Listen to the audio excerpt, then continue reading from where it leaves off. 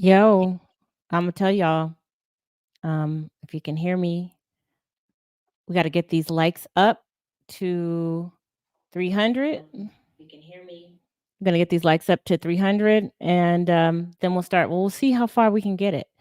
We're at 431 now. We're gonna see if we can get this live up to 1,000. All right, so I'll play some more music until y'all like and share. Tell everybody we out here. We here.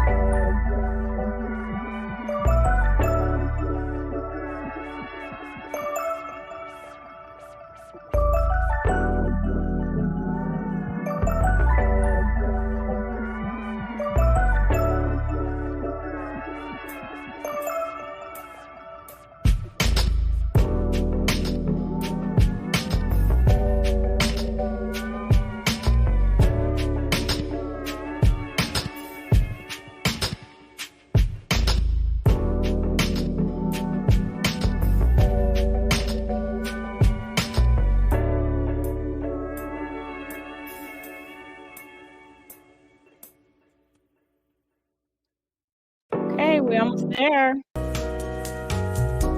Almost there. This is y'all's favorite song.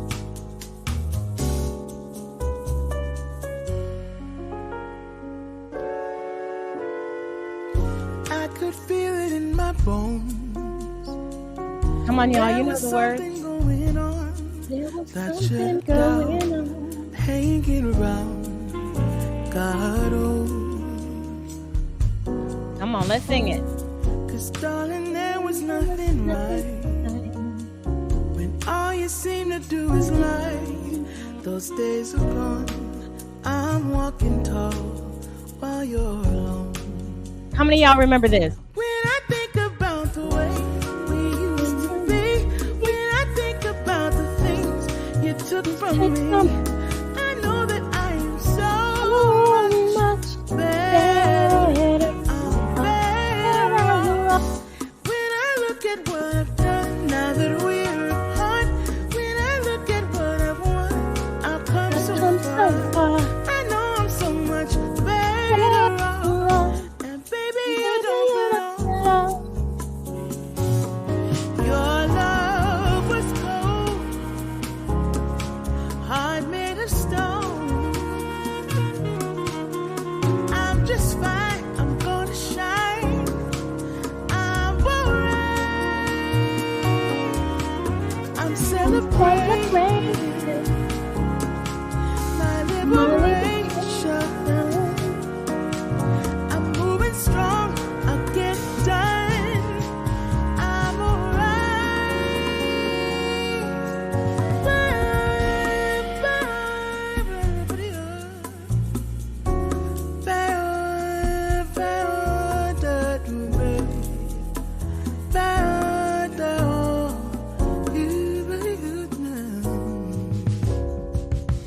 Might be shaken but not stirred. Just a lesson that I've learned. And so it goes, tables turn, and you're on your own. When I think about the way we used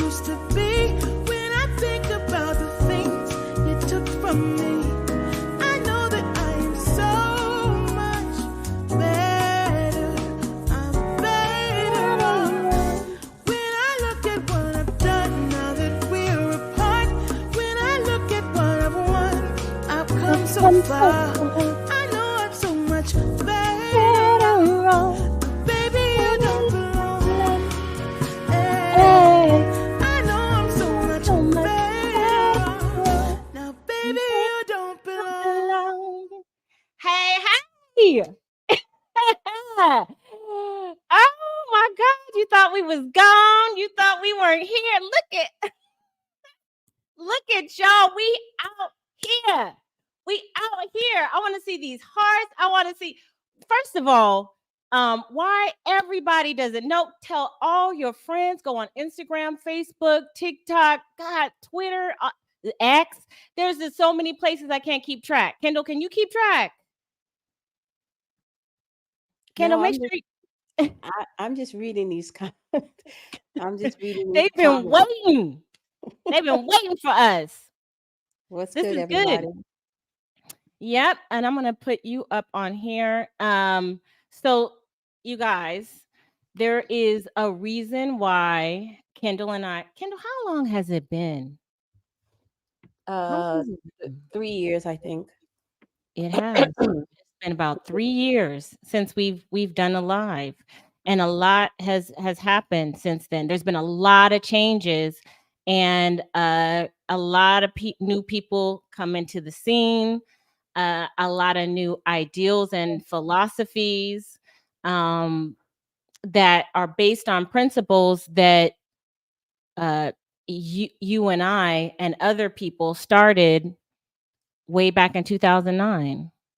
Even before that, if you go to the original Black women empowerment writers, and I mean the real ones. I'm not Mm-hmm. talking about this thing that people are now calling BWE, the original BWE writers and thought leaders. They go back even before that. Mm-hmm. I'm I mean, sitting just here, like Bell Hooks. Bell Hooks was preaching way back in the day. but I'm sitting on Muslim Bushido's website right now, and she got Mhm. posts that Oh, go yeah. back to 2000 and uh Let me go get that book.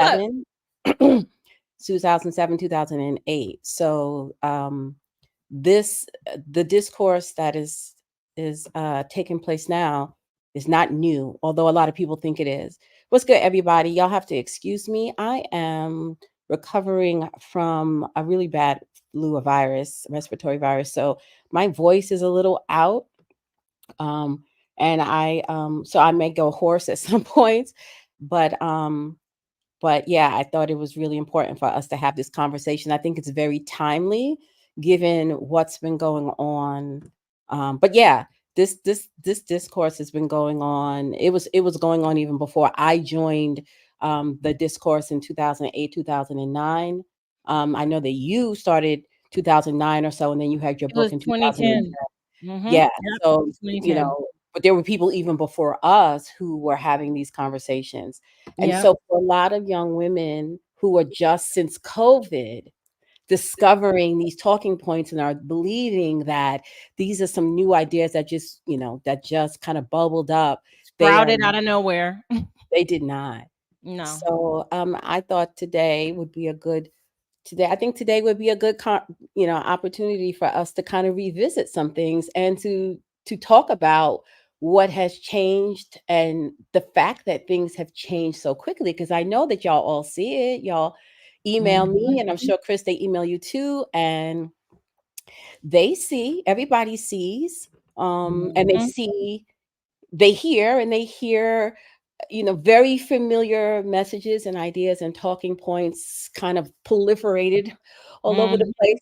And, what do you think about that, Chris? What do you think about the change? Girl. Um, I think maybe it might be better if we show this. Can everybody see my screen? Oh, yes, Danielle. Yeah, So I was Danielle is actually what so inspired this. Mhm. I saw this a couple of days ago, and I sent it to you, and I said, "Did you see this Yep. video that Danielle had done?" And then I reached out to you, and I said, "I think we should talk about what Danielle is talking about in this recording." So go ahead and play it for them so they could see what Danielle, who is a student of mine and a student of yours, a follower of both of ours for years, she has her own platform on TikTok, and every so often she will talk about us and the value of our work. And she was annoyed, I think, the other day, and she did this video. Yeah. I was delighted when I saw a smile real big. Thank you for sharing it. Okay, let's go. Wait, how come I don't hear TikTok won't hold on. Yeah, that you gotta mess around You with got TikTok. Okay, here we go. Things that give me the ick in 2024 is how brand new people like to act. One of the reasons why I hate having conversations about dating and about Black women and Black men and things of that nature, because these conversations are old as hell. And because now in 2024, it's acceptable to talk about these things. It's acceptable to talk about Black women dating outside of their race. It's acceptable to talk about not having babies and marry before you care. So many people are regurgitating the talking points of women who was doing this when it was dangerous to do. Like Black women like Crystal and Karazin, Black women like Kendall St. Charles. I've been following the Pink Pill since I was in college. Okay, I'm 36. Okay, I graduated college in like 2010. And she was not just starting. And what triggered this video is I just saw a YouTube video where they were again talking about these discussions about, the troubles of dating Black men and all the things that stand in the way. And this YouTuber that I enjoy watching that has also been on YouTube for a very long time, they were discussing the divorce rates amongst Black men versus, everybody else. And then Black men when they marry white, Black men when they marry Black women, et cetera, et cetera. Mind you, this particular video was a queer man discussing it. And this YouTuber credited one of the women who was literally threatening and going back and forth and fussing with Crystal and Karazin when she was a pygmy, when she was pro-Black, when she was online and her entire mission was Black women. Remember that, Kendall? I do. No names. We're not doing names here. But we remember. Need to date Black men. And if you can't find Black American men, then date foreign Black men. But now it's singing a whole different song. I want y'all to know I ain't forget. I remember. And even when I was in a space where I didn't necessarily understand or agree with what Crystal is saying, at no point had I ever disrespected her. The only thing I ever had was questions and clarity. And I even wrote a comment and she made an entire video about it. When I finally did understand the difference between me and a lot of other women, even when I don't understand it, there's a part of me who knows, my higher self. So I don't talk about things that I won't stand behind. So even if it's something I don't agree with at the time, my feelings, my perspective, my understanding may change. And I'm not going to be the one online steering people in the wrong direction and then singing an opposite tune 3 and 4 and 5 years later. And to credit women who were literally threatening her and threatening to dox her and calling her bed wenches, now have the audacity to get online. And I see so many women, even in my comment section sometimes, talking about, listen to this woman, listen to this one. This woman 5 years ago was a mammy. Yeah. No, I'm not listening to her. I'm listening to the women who always knew, who always understood when it wasn't cute to talk about. And even when I didn't agree, I still listened to Kristen and Karen because something inside me resonated. And eventually it caught up with my level of consciousness and understanding. And it really triggered me because that YouTuber is also an OG YouTuber. So I know that she know this woman that she credited saying this is the first time she heard this. I know for a fucking fact that she was not the first person she heard say this. And it gives me the ick so bad because for a group of people who want respect so much, y'all don't even respect each other. How many women who were dragging Crystal and Karazin and sicking Black men on her and sicking other Black women on her when it wasn't cool for Black women to date outside of our race? How many of y'all apologized to her? But now you're online singing a whole different song than you was singing in probably 2017. Now you brand new and you want to be, and you got these little young girls on here thinking that you are the bee's knees of this conversation when you're not. And it really takes everything within me because I'm not a messy person. Like, I don't get into mess, I don't get into drama, and I don't play that. But it really be irritating my spirit when I be seeing people recommend YouTube channels. Listen, baby, I've been in the YouTube space for a long time before I even dared make content. So I know the OGs. I know the conversations. I don't know everybody, but I know what I know. And I know what I've seen because I was there. And I know these women that y'all talking about, oh, listen to them. They reading black men for the filth. First of all are gluttons for punishment. Because if you still fussing and talking about black men Mm. fucking 15 years later, 6 and 7 years later. Can we pause this for a second, Kendall, and talk about that? Because I don't know, a couple of years ago, I think it was, I I had to come out publicly and speak against the divestment movement. And it was unfortunate because what it started out to be, I mean, you mentioned it, Muslim Bushido, Sojourner's Passport. This was like, it was very scholarly. You were writing like just on Facebook, prolific things on Facebook, people stealing your content on Facebook. All of these, all of the stuff that was happening at the time, that people were attacking and saying this is nonsense, trying to silence, trying to bully, et cetera, et cetera. And here we are now, here we are in 2024, and of course you should expand your dating options, Kendall. Of course you shouldn't be having babies with men who are not committed. Like, y'all act like this was something that is a new concept. You just woke up to it. Like, things were really dangerous. Like, there was a time that it was really dangerous. YouTube used to look very, very different. The energy that we got was very, very different. But when it comes to like today's divestment, the reason why I have to say, like, I had to step back was because it focused. So here you have it. So, Kendall, I have this theory. I don't know if I shared it with you, but it seems as if some, I'm not going to say, all, but I'm going to say some of the women who were so laser focused on sort of black male worship realized through content online, their own experiences, realized that they were being lied to, they were angry, and so they decided, I'm going to be divested. Like, this was just like I'm just going to do it. It was like maybe a finger in the eye, maybe trying to get attention, I don't know.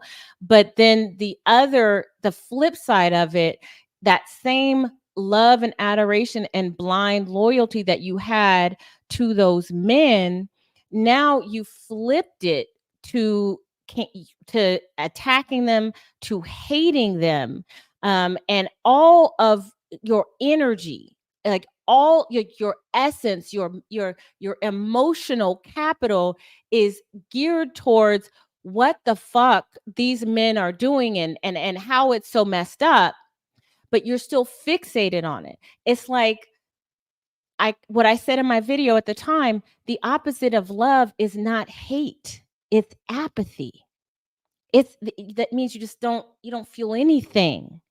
Hate is still an energy that you put forth, an energy that you put effort in, that you give time to. You have just flipped that energy of adoration and loyalty to hatred, and it's still focused on the men you say you don't want to have anything to do with. Kendall, like, I don't know if I've ever brought that to you, but it's the same thing. It's like a mirror. It's the reflection of a mirror. Well, of course it is. It's going to be that way until the shadow work is done, until that inner stuff is done, until you reach into yourself and kind of pull out and drag out all that shadow stuff, all that, those secret desires and fears that you're not addressing, then you're just going to keep going through this cycle. And I think there's, when you think about the stages of grief, there is a time and a place for rage. Mm-hmm. And we've all gone through it. I went through my rage phase. When I first came out as Brooklyn Blue, y'all, if you look and listen Oh to my yes, girl. recordings, I was fired up. There is a sense of deep injustice that needs to be righted, a righteous indignation that I think is necessary to get get you going. And that's normal. It's like you need to feel righteously indignant in order to kind of shake off the stupor that you've been in all your life. And so that part is normal and necessary. The problem, there's a couple of things, and I've said this before.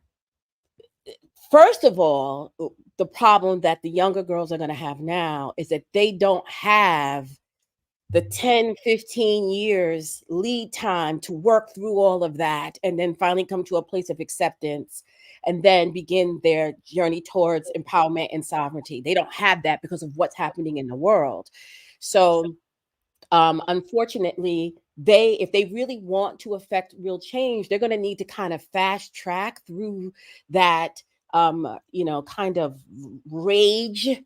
You can't stay there. That's the problem. They're staying there. It's not Mhm. just the rage. The rage is going to be there, but what do you do with the rage? What do you do with it? What does it ignite? Does it cause real movement, or are you just, setting the house on fire? And unfortunately, we don't, because of what's happening in society, which we're going to talk about tonight, they don't have a decade or two to get it out of their system. Because everything is moving so fast. Right. And this is exactly why we're having this conversation, because we were like, look how different things are just in the last 3 or 4 years. But that's because of COVID. And I told y'all that COVID was the great reset. But I think the part of the work that's not being addressed is the shadow stuff. And so what happens is the rage is you're projecting all of the pain and the angst of generations of Black women and Black girls. You're just vomiting it all up. Mm-hmm. And you don't really have a container for it. You're just gunking up the spot. And unfortunately, it causes problems. So somebody had asked in the comments earlier, I hope you guys are going to talk about the 4B movement. Oh, yeah, we are. We're going to talk about. Mm-hmm. My voice sounds different because I have, I'm sick. So that's why I saw someone in the comments says that my voice sounds different. I've been sick, and I have a respiratory virus that I'm trying to, heal from. And so that's why my voice is hoarse. Yeah. But I see just in the past 2 or 3 weeks in particular, there's been this push towards, a 4B movement in the West. And we'll get into what the 4B is for those of you who don't know. But I can already see we're repeating the same mistakes. We're repeating. Mm-hmm. And I get why we're doing it. But it's and people. Okay, so Chris, that people don't like me, right? And y'all know that people don't like me. But there's more people that are getting hip to you than ever before. But they like my message. They don't like me delivering the message. And the reason why y'all don't like me delivering the message is because I hold women accountable first. Mm-hmm. And even if I talk about men, if I can deconstruct the history with Black men, if I talk about gender stuff, if I talk about masculine and feminine, I am still always going to turn to the feminine and say, you are the first cause, you have the final say. And in that, there's an authority that I speak in that because I believe that. And when you have grieving, and this is not to be condescending. This is literally an archetype. When you have grieving little girls, wounded girls in adult women's bodies, it is very difficult for you to lead with personal feminine responsibility because you already feel disempowered. You already feel victimized because you've been victimized. And so when someone turns to you and say, okay, I need you to account for your role in what is happening, you're blaming the victim, or I don't like your tone, or why are you talking to me like that? Or so you become very, very defensive. Wait, Kendall, I'm gonna stop you for a second. You're Mm-hmm. wrong. I'm gonna tell you why you're wrong. You first started out like you've been studying this for a long time. And when you first started out, you went after the niggas, remember? Because you were like, you got to get the attention. So they all liked you. And this is going right into what we were just talking about earlier about, still being embroiled in that mess. They loved you when when you were talking that ish about men, but as soon as you held up the mirror to look at them, that's when stuff went left. Do you remember? Well, originally, when I first launched the Black Women Think Tank in 2013, the focus was on us. But what I found at that time was that Black women could not have the deep introspective conversations about us with each Mhm. other, be honest and vulnerable, because we are so obsessed with men and the community and the idea of Blackness that we could not hear anything about ourselves. And so that's when I realized, oh, okay, well, then I need to show them who the men are and who the men have been, Mhm. and kind of peel their hands off, like break the spell that Mhm. that this community and the idea of Blackness and Black men and identifying with Black men. I have to break that spell. And so Mhm. that's when I came forward and said, who is at the gate? Yes. Do you Right. have that if you have it, I'll share it. Yeah, Cuz I that's have the mhm. so many videos. I have thousands and thousands and thousands of hours. I have all my old YouTube content, my Facebook content, all of that. But it wasn't even did I do a post called Who Was at the Gate? I might have Yeah, done you an you essay. you you did. It started out as a post and it went viral. Yeah, For people, because people are new here, so we can't just assume that everybody understands who was at the gate. I'm Um, gonna tell them what that yeah, means. yeah. Give them So a little summary. so Mhm. what happened was, because Black women, when I first came out, I wanted to have sisterhood conversations about our shit. I wanted to talk about envy and jealousy and what it really means to be sisters, being responsible to each other, for each other, being accountable, having each other's backs. But I found it was very difficult to have those conversations because we were just so distracted by the men, the men, the men, the men. And so I said, y'all don't even know who these males are. If you knew who they were, then you would pipe down. Like if you knew who they were, then you would stop being so race loyal. And so that's when I decided that we needed to be told the history. Yeah. Wait. So Hold on a second. Hold on a second. There's something in the chat that I need to address. Um, what is not going to happen in this conversation? I don't know how long it's going to last. Kendall and I, we can go long, but what's not going to happen is that I'm not going to be seeing Black women attacking other Black women. Okay. That's not what we're going to do. Okay. Um, don't do it. I see you. I'm keeping track of the chat. We are going to be dignified. We are going to keep it pink pill. We're going to talk about this later. So some of y'all are out of pocket with this, but we're going to talk about that a little bit later. But we are going to be respectful, or you just won't be here. Okay? That's it. All right. I think I'm gonna have to get some other mods in here to just to keep things straight. But Kendall, keep going. I'm sorry. there's a few people in here you can mod. You can mod Ja. Yeah, I'm Um, gonna mod y'all. you can mod Kali. You can mod Yoli. These are all women that have been rocking me for a minute, so I know they'll be on it. Let me scroll through real quick. Um, I'm scrolling, scrolling, Yeah, scrolling. we're just not doing this catty stuff. Okay. Kelly girl, you can mod Kelly girl. Yeah, I'm Mhm. not getting into. I'm not. I'm not. I see some dramas going on in the comments, and I'm not really interested in all that. I know who did what. I know who did what. I know who, I was there. I know who was on what side and then flipped and then came back. And I Mhm. know the players were. I know who Mhm. was triggered, who was jealous, who was trying to come up, who was, I know the Yeah. history. I got receipts. I know all of it.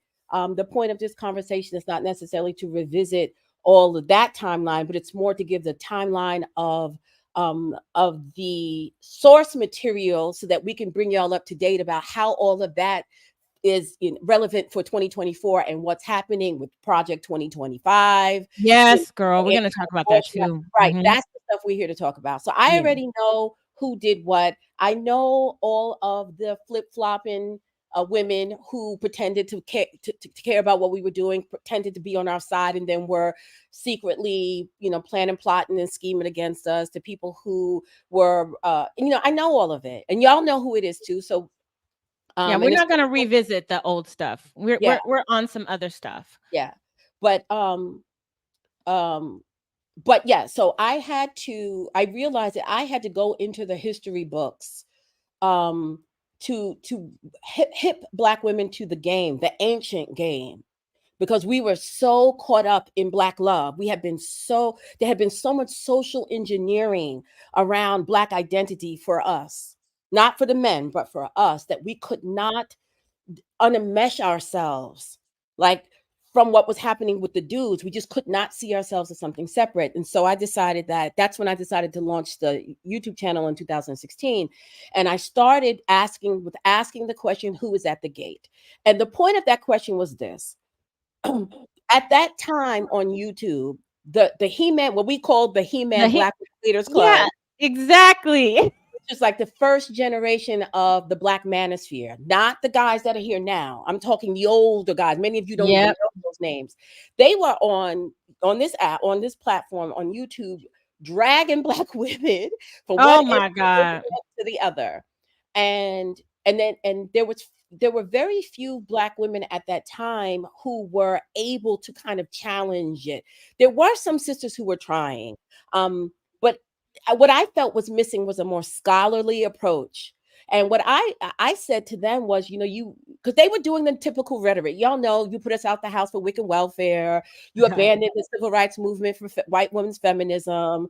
The Black community's a matriarchy, and the Moynihan Report says so. That stuff. And so I said, okay, so if you want to ask us to account for what happened in 1960, then I want to talk about what happened in 1460.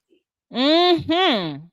Because And your who was at the gate went viral, girl. yes, because my stance was, if we're going to hold each other accountable, then let's have a conversation about how we, as Black Americans in particular, but this is actually throughout all of the Black diaspora, including Africa, and the Caribbean and everywhere else, how did we, because they kept saying, you're traitors, you sold us out for the white man. And I was like, why were we in a position to do that?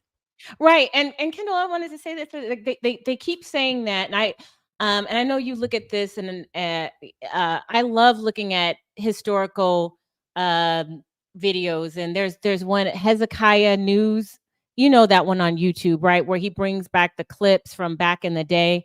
And I want people like that, like, it's not even, logic is not even applied here. Like, you think about, like, when the war on poverty happened, right? It was what, Lyndon Johnson, and what was happening at the time?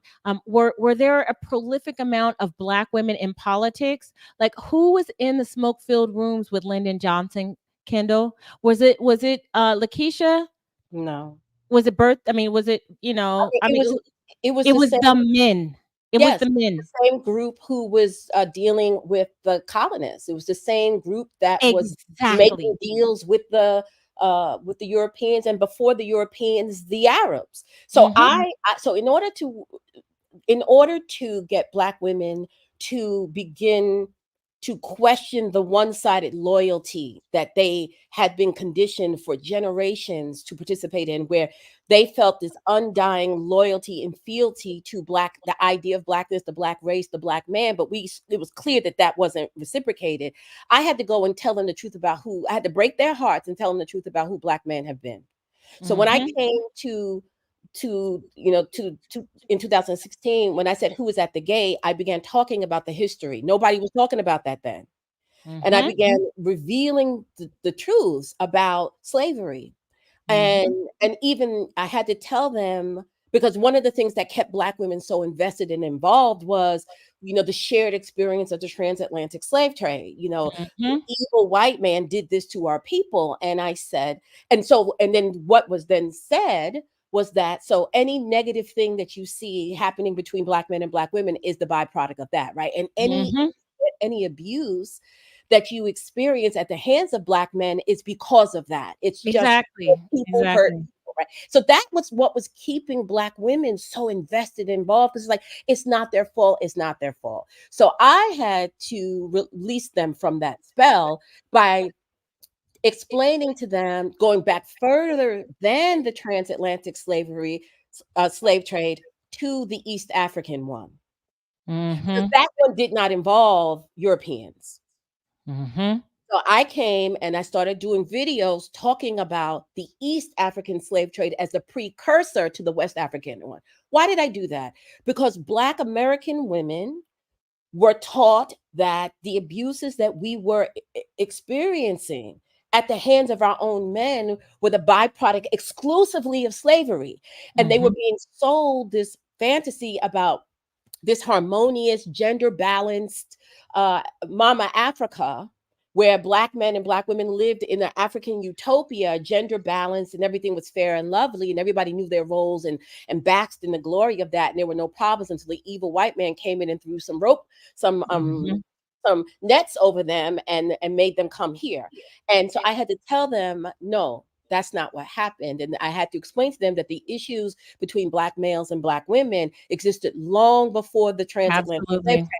And Mhm. that the truth of it is those issues, along with a lot of other things like tribalism and a lot of other things, is what allowed the slave trade to take place. They wedged in the divisions that were already there. And they didn't just do it to us, they did it to the Native Americans and the indigenous Black Americans too. They did it to all of Mhm. us, right? I had to go into the archives and start telling them the truth so that Mhm. Black women can say, wait a minute, hold up, hold up.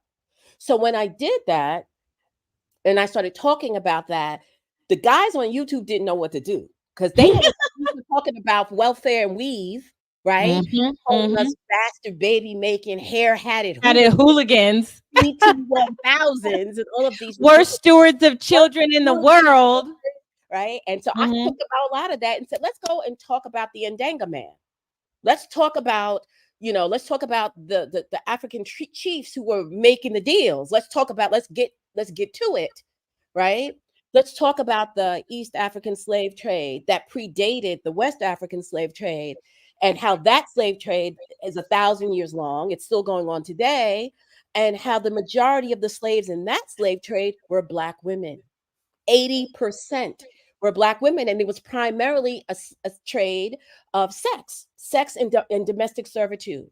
So if you want to convince us, the daughters of the diaspora, No, that the right. reason why you're acting a fool towards us is because of the white man and his technology, then how do you explain that slave trade? Wait, and Mhm. I also said, in defense of you, when they started with the bed wench nonsense, y'all don't have a problem with Black women sleeping with white men. You don't have a problem with Black women sleeping with non-Black men. You only have a problem when you're not getting your cut. Mhm.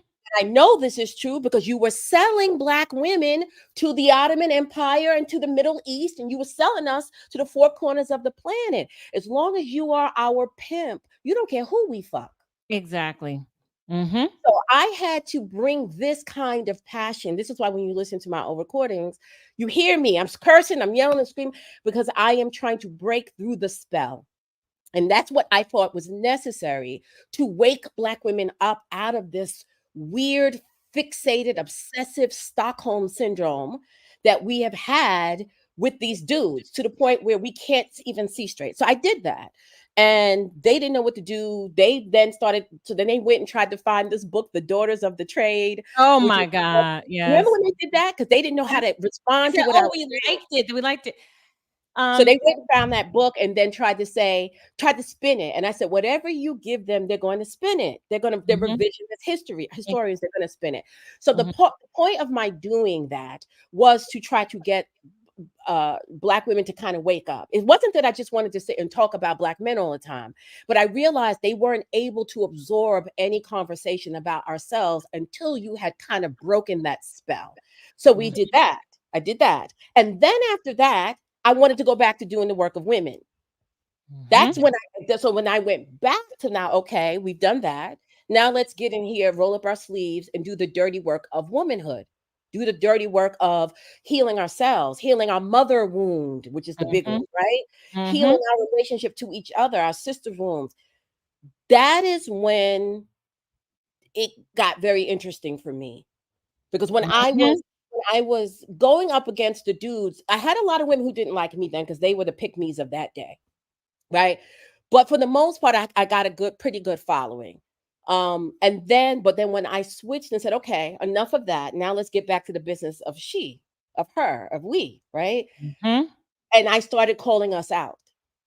Because the truth of it is that while everything I said is true about the dudes, all of this stuff happened on the watch of the Black women. So we got some splaining to do too.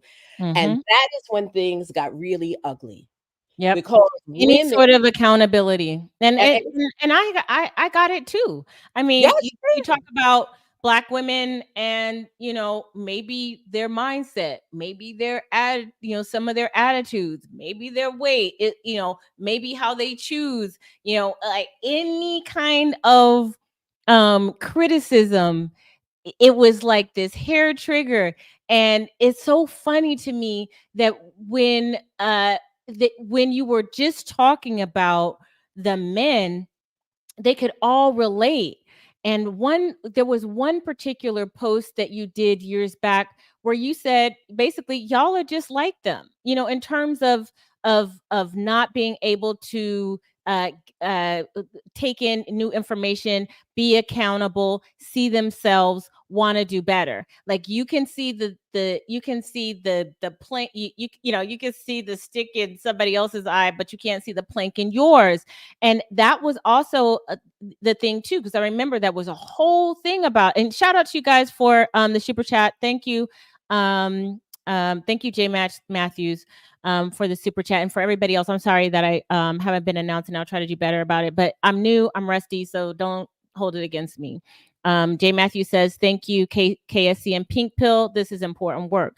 But do you remember that when you said y'all are just like them? And woo, child, woo, they didn't like that. They still They don't didn't like that. it. They still don't like it. Even in the comments now, we're having people talking about, can we get to solutions? And it's like, dude, where have you been? But therein lies the We've solution. been doing. That's all we've been doing for 15 years is giving solutions. Yeah. So here's the thing. The solution is inherent in accountability to be able to see yourself. Yes. It's uncomfortable to see. I mean, there have been times that I've had to take a good look at myself and be like, ooh, it's uncomfortable. I get it. But if you want to have growth, if you want to go beyond, here's the thing that going back to the whole divestment movement, being focused only on the men, in the same way that, the Black manosphere focused on Black women for so long before YouTube decided to step in and demonetize, was that if you can focus on what's wrong with the other person, then you don't have to do anything yourself. Yes. And as long as you can focus on what has been done to you and what they're doing, I don't have to do anything. If everything is someone else's fault, and this is the similarity, I think what you were getting at, where you said, listen, we're not that much different from the men that we talk about, that the men we hate, is that if you can't see that there are some elements of us and how we behave and how we move that mirrors the people that we talk about all the time, then there's no room for the learning. You're not going to be, I can go in later about locus of control, but bottom line is this: it keeps you lazy, ladies. It keeps you lazy. If you just sit up on, just listening to, stuff about what the fuck Black men did today. They did it today. They did it yesterday. They did it, 100 years ago. They're going to do it 100 years from now. But what are you doing? What are you doing? And before you go on, Callie just gave a super chat. We're in the age of the divine feminine. Black women focus on our own divinity. God is a Black woman. The secret to becoming God is to focus on creating your own ideal parallel universe. Thank you for the super chat. Go ahead, Kendall. I just wanted to add that in. No, um it's relevant. Some, for people saying, why don't you just speak about solutions? This is the solution, sis. So buckle in, right? Exactly. Let me tell you something. What we've been talking in my private group, I have a saying with them that foresight is insight, right? People who can look ahead and kind of predict what's coming will always be ahead. But I've been adding something lately to that statement. Hindsight is also insight, right? Absolutely. Being able to look back and see what happened and recognize the patterns is what then helps you determine what to do moving forward. We are literally telling you this.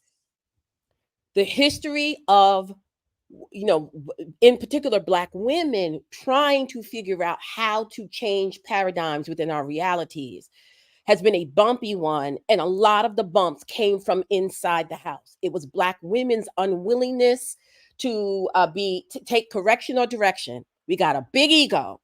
And we were really, really, really attached to our sons, really attached to our sons, to the point where nothing else could get through, to the point where each generation of Black girl had to learn the hard way, had to start all over again. She wasn't inheriting the wealth of wisdom from the last generation because Black women were so exclusively focused on Black men and what's going on with them.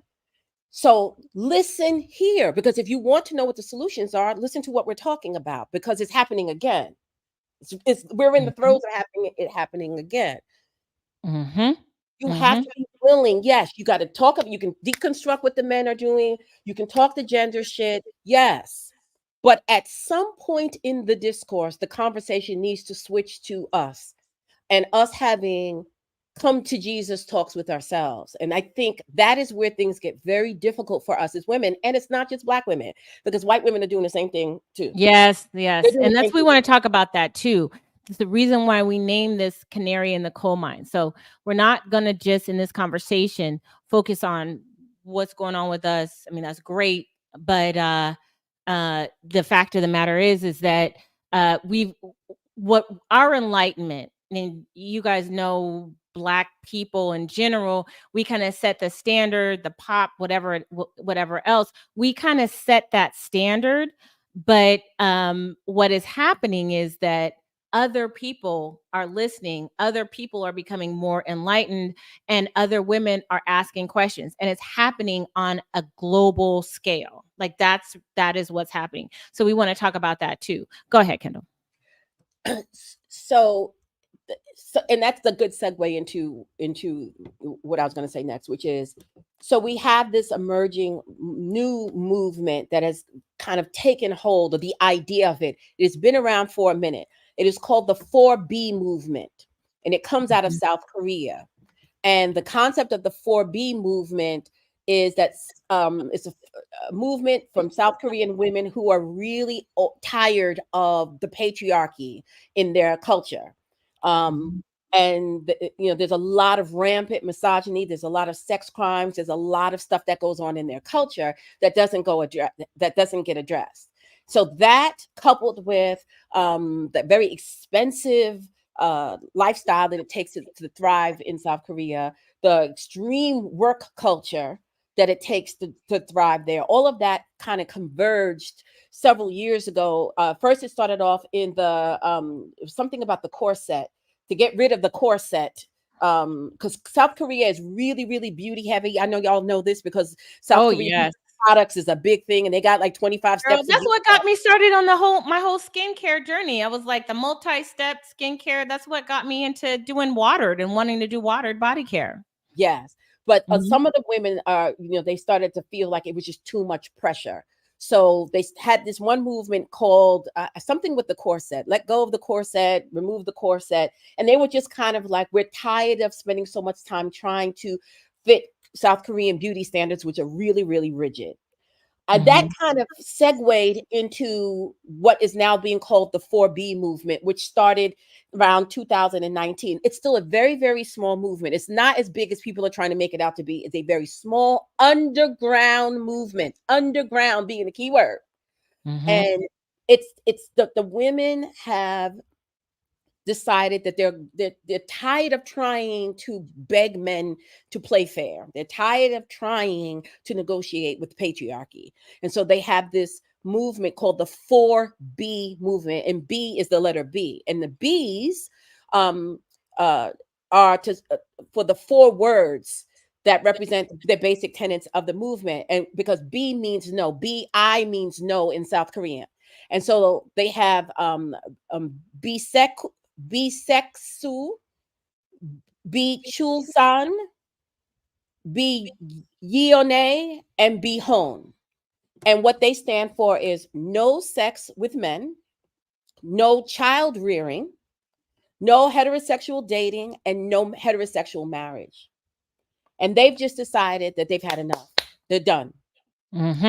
So this movement has been underground, and it's gotten a little bit of play in the Western media. So what has happened is this, because of there's a whole bunch of stuff happening globally, and there's a whole bunch of stuff, cultural stuff that's happening in South Korea. And so the birth rate in that nation is down, really, really down bad. So is China. China too. Like all these countries, the birth rate is declining. And so you need a 2.1 replacement rate. So you need 2.1 children to replace every one person in your current society in order for your society to remain balanced. They have, I think, it's a 0.67. So they don't even have one child being born for every person who's going to die. And so there is a huge crisis, right? The government is freaking out because if the women do not birth children, you have no nation, you have no society. Now, this ties to Black women, and I'm going to tie it to you in a second. So what the American women have been talking about this 4B movement for quite some time, just kind of whispering about it. Did you hear about the 4B? Carla heard about the 4B. So what has happened in the last month, this is all within the last 3 to 4 weeks, really the month of March, several things happened that have now like lit a fire under this idea of the 4B movement here in the United States. Several things happened. We had the thing, them come out and shoot down IVF, which shook a very specific demographic of white women who did not think that none of this stuff was going to reach them, and finds out that it actually is. We had the guy who was punching people in New York City just last week, knocking white chicks out left and right, giving them speed knots on the sides of their faces. We had the video of the guy flying around on TikTok talking about some of y'all women are just gonna have to settle. That really ticked people off. We had the Senate, United States, either the Senate or the Congress had some kind of session, and they were talking about the birth rate in the United States and how it's falling below replacement rate, and that they're not going to have that the country is in jeopardy because we don't have enough people being born to pay into the tax base and to keep Social Security and stuff going. There have been several things that have happened pretty much in the last couple of weeks that have really kind of lit a fire under women's consciousness about decentering men. So just the last month, it's like all of a sudden, like people were talking about 4B. They, in the comments, oh, 4B. But now it's like, oh no, we need to do a 4B. We need to do a 4B. Oh my God, we're so late because, girl. Okay. Tell them. Okay. So the other day, there's a lovely lady on Twitter who goes by the name Jasmine the Great, the brand strategy and marketing specialist, right? And every so often she'll write a post about Jasmine brand. And every so often she'll just write a post. She'll write a post and she'll mention me in the post. And she did one. She did one in January of this year, so at the beginning of the year, and she said this. Let me give you the link so you can share it. So then what I'm talking about. Yeah, just text it to me and I'll put it up. Can I put it in the back chat? Yeah. Here? Okay. Mhm. So she says, a true girl is not really liked by many for real. It's not that fluffy pink empowerment, women's empowerment performance most girls think it is. It's all the painful truths you hate hearing and support and love in action because what makes you simply feel good. And then the next uh, one that she has underneath that is a true girl is a KSC, a Lilith, a wise woman who warns you of what's to come if you go down certain paths or make certain choices. A woman who reveals truths to you that nobody else gave a fuck to do.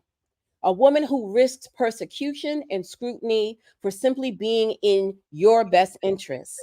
The women y'all condemn, dispute, and talk shit about. The women y'all see as judgy enemies who can't let y'all live.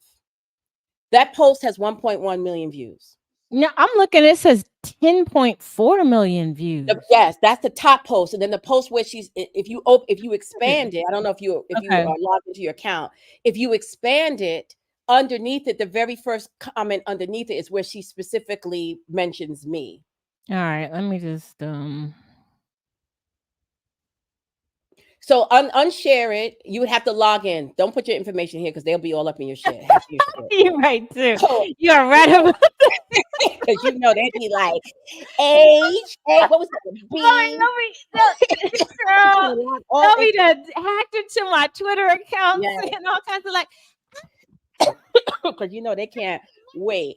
So yeah, so that post that she did, where she was talking about what it truly is to be a girl's girl, and this was back in January when we were all still riding the high off the Barbie movie, and everybody was talking about what it means to be a girl's girl. And Jasmine was saying, y'all don't really want girls, because true girls don't look the way y'all think they look. And then she brought me up to say, it is actually the women who tell you the things that you don't want to hear, but who's doing so because she actually cares about you. That's truly the girl's girl. And then she did another post the other day, and she wrote, the 4B movement is not new. I've been on that shit for years. What is even happening?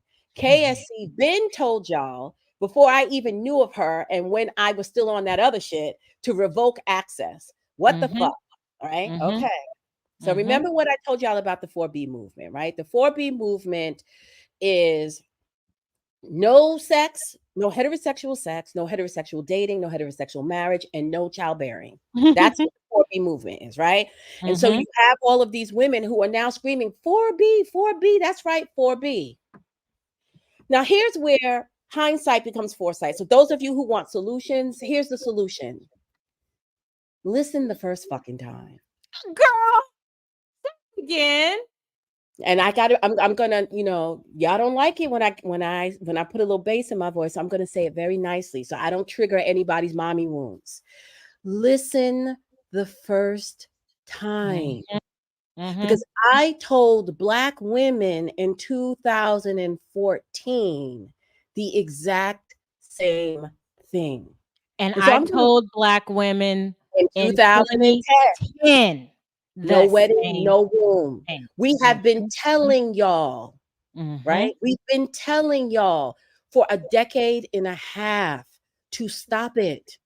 And y'all argued and fought, and you made it about us and our personal lives and our children and who we were married to and whether we were married or not and what did we sound like and what we educated. You made it about everything but the wisdom. And what you did was, and let me just say something in defense of my girl CK. Y'all tried to drive that girl crazy. You did everything you could to destroy her family, her marriage, her children. You did everything you could because you did not like what she represented. But now, fast forward 15 years, and everybody's pasta. Everybody's saying it. Of course. Don't be a baby mama. Of course. Y'all, like, so the lesson that people who are in the comments are mad that we're going over history because you don't want to hear the history, right? Because you don't want to feel the sting of you didn't listen. So what's the solutions? The solution is you've already been given the solution. exactly. Listen the first time. So let's So let's have a conversation about the tenets of 4B by letting me read to you my Stop It post. Because this Yes. post right here is the post that everybody went flying around the internet. They were on Lipstick Alley. They were everywhere calling me a eugenicist, Mm-hmm. calling me a baby killer. This was before Cynthia G and whatever that message she's doing now. I'm talking about 10 years ago. I wrote this post in 2014. And they were accusing me of encouraging Black women to commit genocide against Black people. And they were not listening to the spirit in which I said what I said. The spirit in which I said what I said is the same spirit in which the 4B movement, the women in South Korea, are saying enough is enough, no more, no more. They wanted to focus on particular things that I said in the think piece to try to take away from the overall message, which is this. You are the first cause. You have the final say. You keep waiting for men, in this case for us, Black men, to come and lead you to salvation when you must lead yourself. And how you lead yourself is you accept responsibility for the power that you have. Almost every negative indicator that we experience as Black women, from our health outcomes to our financial situations, to our getting stuck in certain neighborhoods, is all tied to procreation. Mm-hmm. Motherhood is the single greatest indicator of poverty on this planet. So while we're over here complaining about what Black men are doing, what they're not doing, they're not taking care of their kids, you fighting for them with $25 a month in child support. And I said, you don't have to do any of that. What you can do is stick an IUD up your ass, go on a no nigga diet and stop it. And you won't have these Yep. problems. That's all I said. And you would have thought that I said, go into your room right now and take your 6-month-old baby boy and go put him in the bathtub and drown that little baby. That's what you would Right. have thought I said. I mean, it was ridiculous. We are both mothers, Kendall, and you don't typically know the sex of your child until you have your 20-week structural ultrasound. And there were literally people saying, implying that we want you in your third trimester to just suck the Black male babies out. That y'all took it The literally. reason why they chose to do that, because they did not want to catch the spirit. Because Exactly. here's where's the problem. And this is why these topics need to be covered at a deeper level and not just a surface level. That's why it cannot be covered at an emotional level, because if you listen to it from an emotional level, you'll miss the spirit. The South Korean women understood what y'all were not getting, which is this.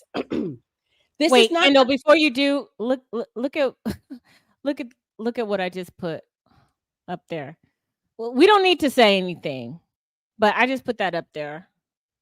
Mm-hmm. Can you read it? yes. Uh-huh. The Okay. South Korean women understand something that you don't when you're thinking literally. That these quandaries that we are in as women, and more specifically Black women, since we're talking about us, this is an existential crisis. This is not a reproductive crisis. It's Mhm. not even a financial, it's an existential crisis. And this is what I mean. None of this that happens in human society happens without the womb. None of it. Men don't exist if you don't give birth to them. Exactly. The issues that you're complaining about in patriarchy, in the Black community, in the pimparchy, are all born out of your ass, because you give birth to them and they grow up and decide if they want to treat you like you're human or not.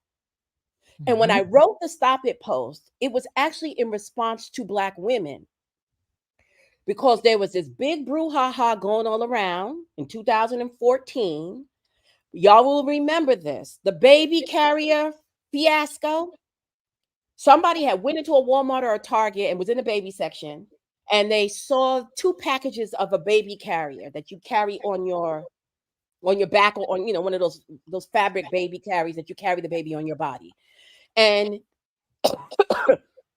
in one package, there was a picture of a white woman with the baby on her chest in the baby carrier, and a man standing behind her, presumably her husband. But then the picture there was another package that had a Black woman and the baby on her chest, and there was no man standing behind her. Mm-hmm. And Black people put those pictures side by side and lost their minds. And it was flying around Mm-hmm. the internet. There was all of this discourse and think pieces about how white people are always trying to shame us and point Mm-hmm. out the worst parts of our culture, and they were racist and all that. And I said, wait, hold up a second.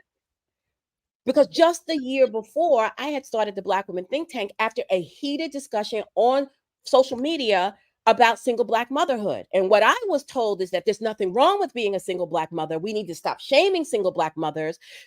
Single motherhood is just as viable as a family structure as the two-parent nuclear family, and that women like me were haters of the womb, that our wombs were tombs, and that we just hated Black women and Black babies. So I said, wait, hold up a second.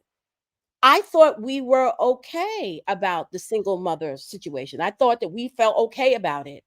Y'all are all now being shame triggered. So which Mm-hmm. is it?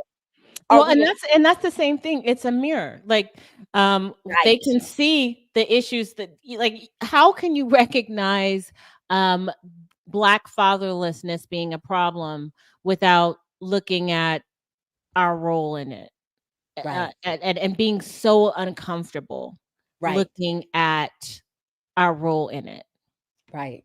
And so because they couldn't, and I called them out. I said, if y'all are so unhappy, if you're so embarrassed, so humiliated that anytime white people believe that you're a single mother, that you feel so ashamed about that, then why is it that when we're trying to have conversations about how we as Black women can stop becoming single mothers, you want to shut us down? Mm-hmm.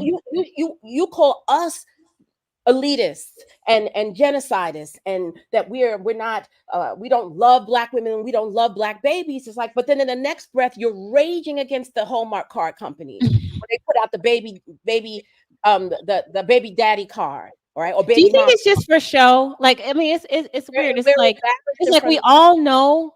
Like, we all know. You know what I mean? Like, sometimes I'll be in Clubhouse and I'll say something that's obvious about the Black community. As obvious as the sky is blue, grass is green, and water is wet. And I'll be like, "What do you mean? What do you? Is that really what we all know this. Like, we all know, the dysfunction in our community, and there's this discomfort that other people see it too. Like, I'm telling you, there is an energy. Like, I'm a news junkie, you guys. Before I did this, I was a publicist, and so it's just been ingrained in me to look at the news, and I'm looking at these comments, and y'all, I don't know why you think that nobody else can smell our feces, that nobody else sees this. The comment section of it, which is a bunch of white people who are pointing out our dysfunction. It makes us uncomfortable because we really think that nobody else can see it, but everybody can see it. Everybody. And they're Yeah. making decisions accordingly. Yes. And so when I was telling Black women to stop it, what I was trying to give us is the same kind of power that the 4B movement is taking. What I was saying is, you drive the direction of humanity with your reproductive choices. And you are putting yourself in a position to be victimized. You are the one who's creating a lot of this stuff that you then are coming back and complaining about, raging about, and feeling ashamed about. And I'm going to address that comment that was just made about me trying to backpack. No, honey, I don't backpedal.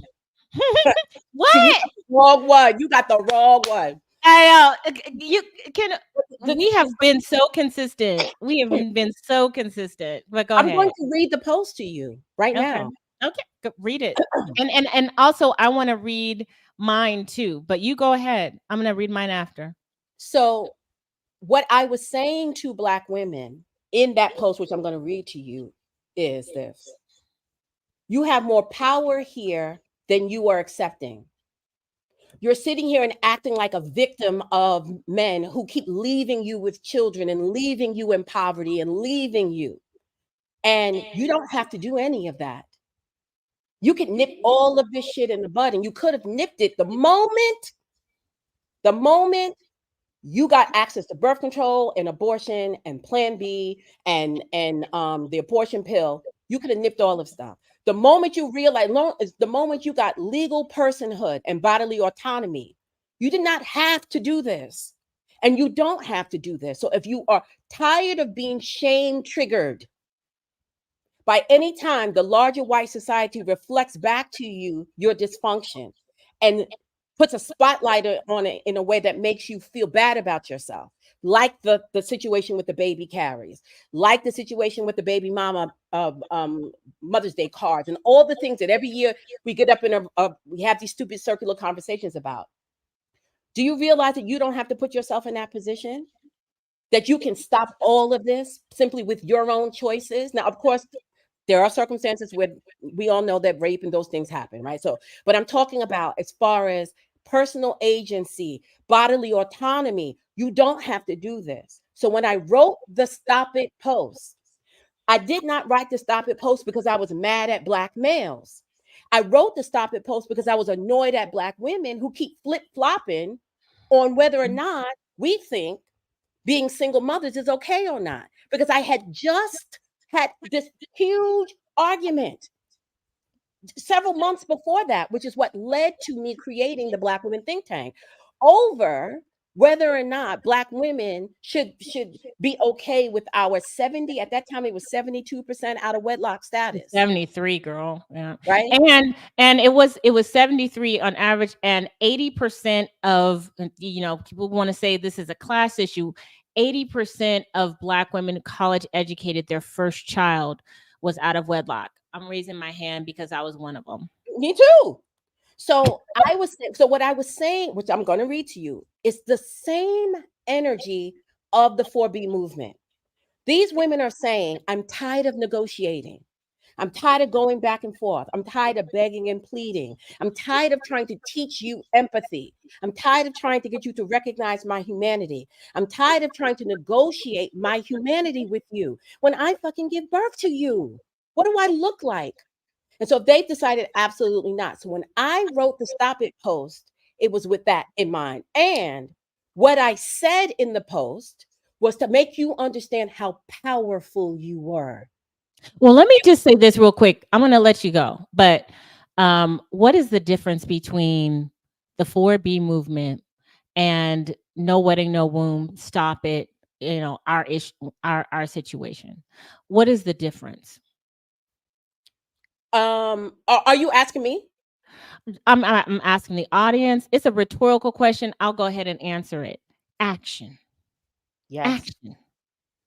They said we come together instead of just complaining about it. This is what enrages me like a lot about us as a community. We have an external locus of control where we believe that we don't have any control over. We just complain as if we don't have any power over how we experience the world, and how other cultures can catch on to a movement and actually take action, and we just talk.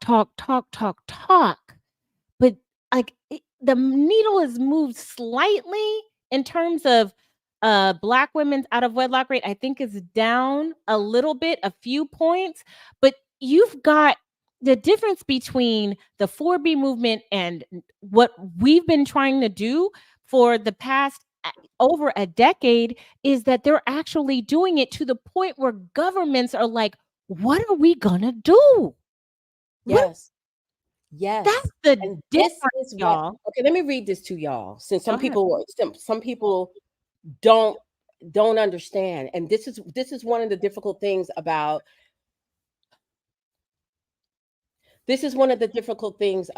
trying to convey difficult concepts to people who are not necessarily the most nuanced of thinkers. And so let me read this to you. Just say it. Because they get, people get really, you don't like me. They don't like me because they feel like I'm always insulting them. But what I'm telling them, everybody here likes you. The majority of people here like you. They are here because of yes, you. but everybody who listens to this does not like me. Oh no, And I the know reason there's some hate watchers, but I think that the majority of people are here. There are day they ones or at least day threes. part of the problem, one of the difficulties that I have had in trying to convey my ideas to my demographic, to my audience, is that my demographic, um, some of us are very literal people. We're very literal thinkers. And what I Mhm. am always trying to convey in my work is the philosophy behind the behavior. So for me, this is all very existential. This is asking a very deep, not just a different set of questions, but a deeper set of questions. And the deeper set of questions is, who are we as women? And in this particular case, Black women. Who are we? Right? Who are we? Mhm. And when you start asking the question and delving into who we are, what emerges is we are the God force of our community. Absolutely. We are the God force of our community. What do I mean by that? That none of it exists without us. We are the first cause, right? You can have all the seed in the world, and y'all know what I feel about that idea of seed, the male seed. You can have that all over the place, but unless it is alchemized inside the body of a Black woman, you do not get a Black person. The And first so, cause and the the first final cause and the solution. final say. So when I Mhm. wrote "Stop It," I said shocking things. But the point of what I said is what 4B is pointing to. Those women have said, we are tired of the patriarchy and we don't want to talk to you about it anymore. We don't want to go back and forth with you. We don't want to beg you. You don't care, and we're tired. Mhm. So what we're going to do is just sit this whole thing out. And whatever Mhm. happens, happens. Mhm. It's not my fault if some of you are not sophisticated enough to get it. It's not my fault if some of you are so busy hanging on to individual words that you miss the spirit of what I was saying. I was handing you your godhood back. Mhm. So let me read this to you. This is the repost of, I can't find the original post. It's on I think it's on a Facebook page even before this one. This one was from January 3rd, 2015. Okay. I am going to repost one of the most controversial, aggressive pieces I have ever written. I think that Black women need to see what I mean when I say that if they're going to blame, disrespect, and harass and even rape you, talking about Black men, then you might as well consider what I'm saying and think about the deeper message I'm trying to deliver. Folks think that this post is so harsh, but maybe after going over that video, which is, I'll tell you what that video was about in a minute, and reading the thousands of comments about how horrible and terrible you as a Black woman and as a Black mother are, it will make sense. Stop it. Mhm. Stop what, you ask? First, stop dealing with Black males at all. I mean, at all. No sex, no dating, no romance. So, what was that the 4B said? Okay. Exactly. Sure. All of that. All of it. No sex, no dating, no romance. Nothing. Stop doing hard target searches to find a good Black man. Do what Black men keep telling you to do and stop choosing wrong and start choosing not at all. Mhm. Raise your sons, if you have any, but discontinue all romantic aspirations with Black males altogether. Do not vet them with 90-day rules. Do not audition to be a wife for them. Do not Girl. cook. Do not clean. Do not support them in any way. Stop fucking them and entertaining their advances. Do not engage them in any romantic/sexual manner at all. Just stop it. That way, you don't ever have to worry about choosing the wrong one, and you can finally give these dudes what they want. Since Black men want to put all of the responsibility on you, listen to them and start being responsible. Mhm. Simply eliminate them from your mating and dating pool and cure all that ails you in one fell swoop. You Mhm. cannot choose wrong from a dating pool you never choose from. Stop it. Second, stop birthing Black males. I mean, at all. No black male babies. Stop believing that your womb will produce a different type of black man than the majority out there. Stop pouring your love, time, and energy, sacrificing your personal dreams and goals for them. Stop allowing them to enter into this plane of existence at all. Mhm. Make sex selective abortion standard operating procedure. It can be done. Girl children have been aborted slash killed for thousands of years and continue to this day. Stop having black male children and stop reproducing his image. Stop allowing him to use your body as the vessel through which he gets here, and stop letting him dishonor that gift by then turning around and blaming you for what's wrong with the world. Mhm. Simply stop birthing him, and that way you cannot be blamed for how you raise him. Mhm. Who you choose to father him, and how the black community slash race turns out as a result. He thinks that he is the prize, that he is the God of the black community. Show them who their true God is. Deny Mhm. them access to your womb and access to this earthly plane. And in 5 years, you see a completely different black man and a completely different black race. See the movie Children of Men to understand. When the women no longer reproduce you, you become an entirely different creature. Show them the power you have, and they will be humbled in your presence. Force them to respect you, and all that other mess they talk will dissipate instantly. Stop it. Lastly, stop supporting black males. I mean, at all. Mhm. Stop rallying and protesting, defending and bailing them out. Remember, this is at the height. This is Black Lives Matter. This is 2014. Black Lives Matter is taking off. Mhm. I was saying I wanted you to reiterate. This was back in 14, 2014. 15. So this Mhm. is when Black Lives Matter was just really popping, and all the girlies were all caught up in that shit. And I said, stop rallying and protesting, defending Mhm. and bailing them out. Your brother goes to jail, bon voyage. Your son acts a fool, check up the deuces. Your deadbeat father wants to reconcile, ignore his calls. Your community organizers and politicians want your vote, stay your ass at home. Those entertainers want your money, keep it in your pocket. Those athletes want your support, turn the channel and watch rugby instead. Withdraw support from any and all adult black males, aside from your underage sons. And even when they reach adulthood, withdraw support there too.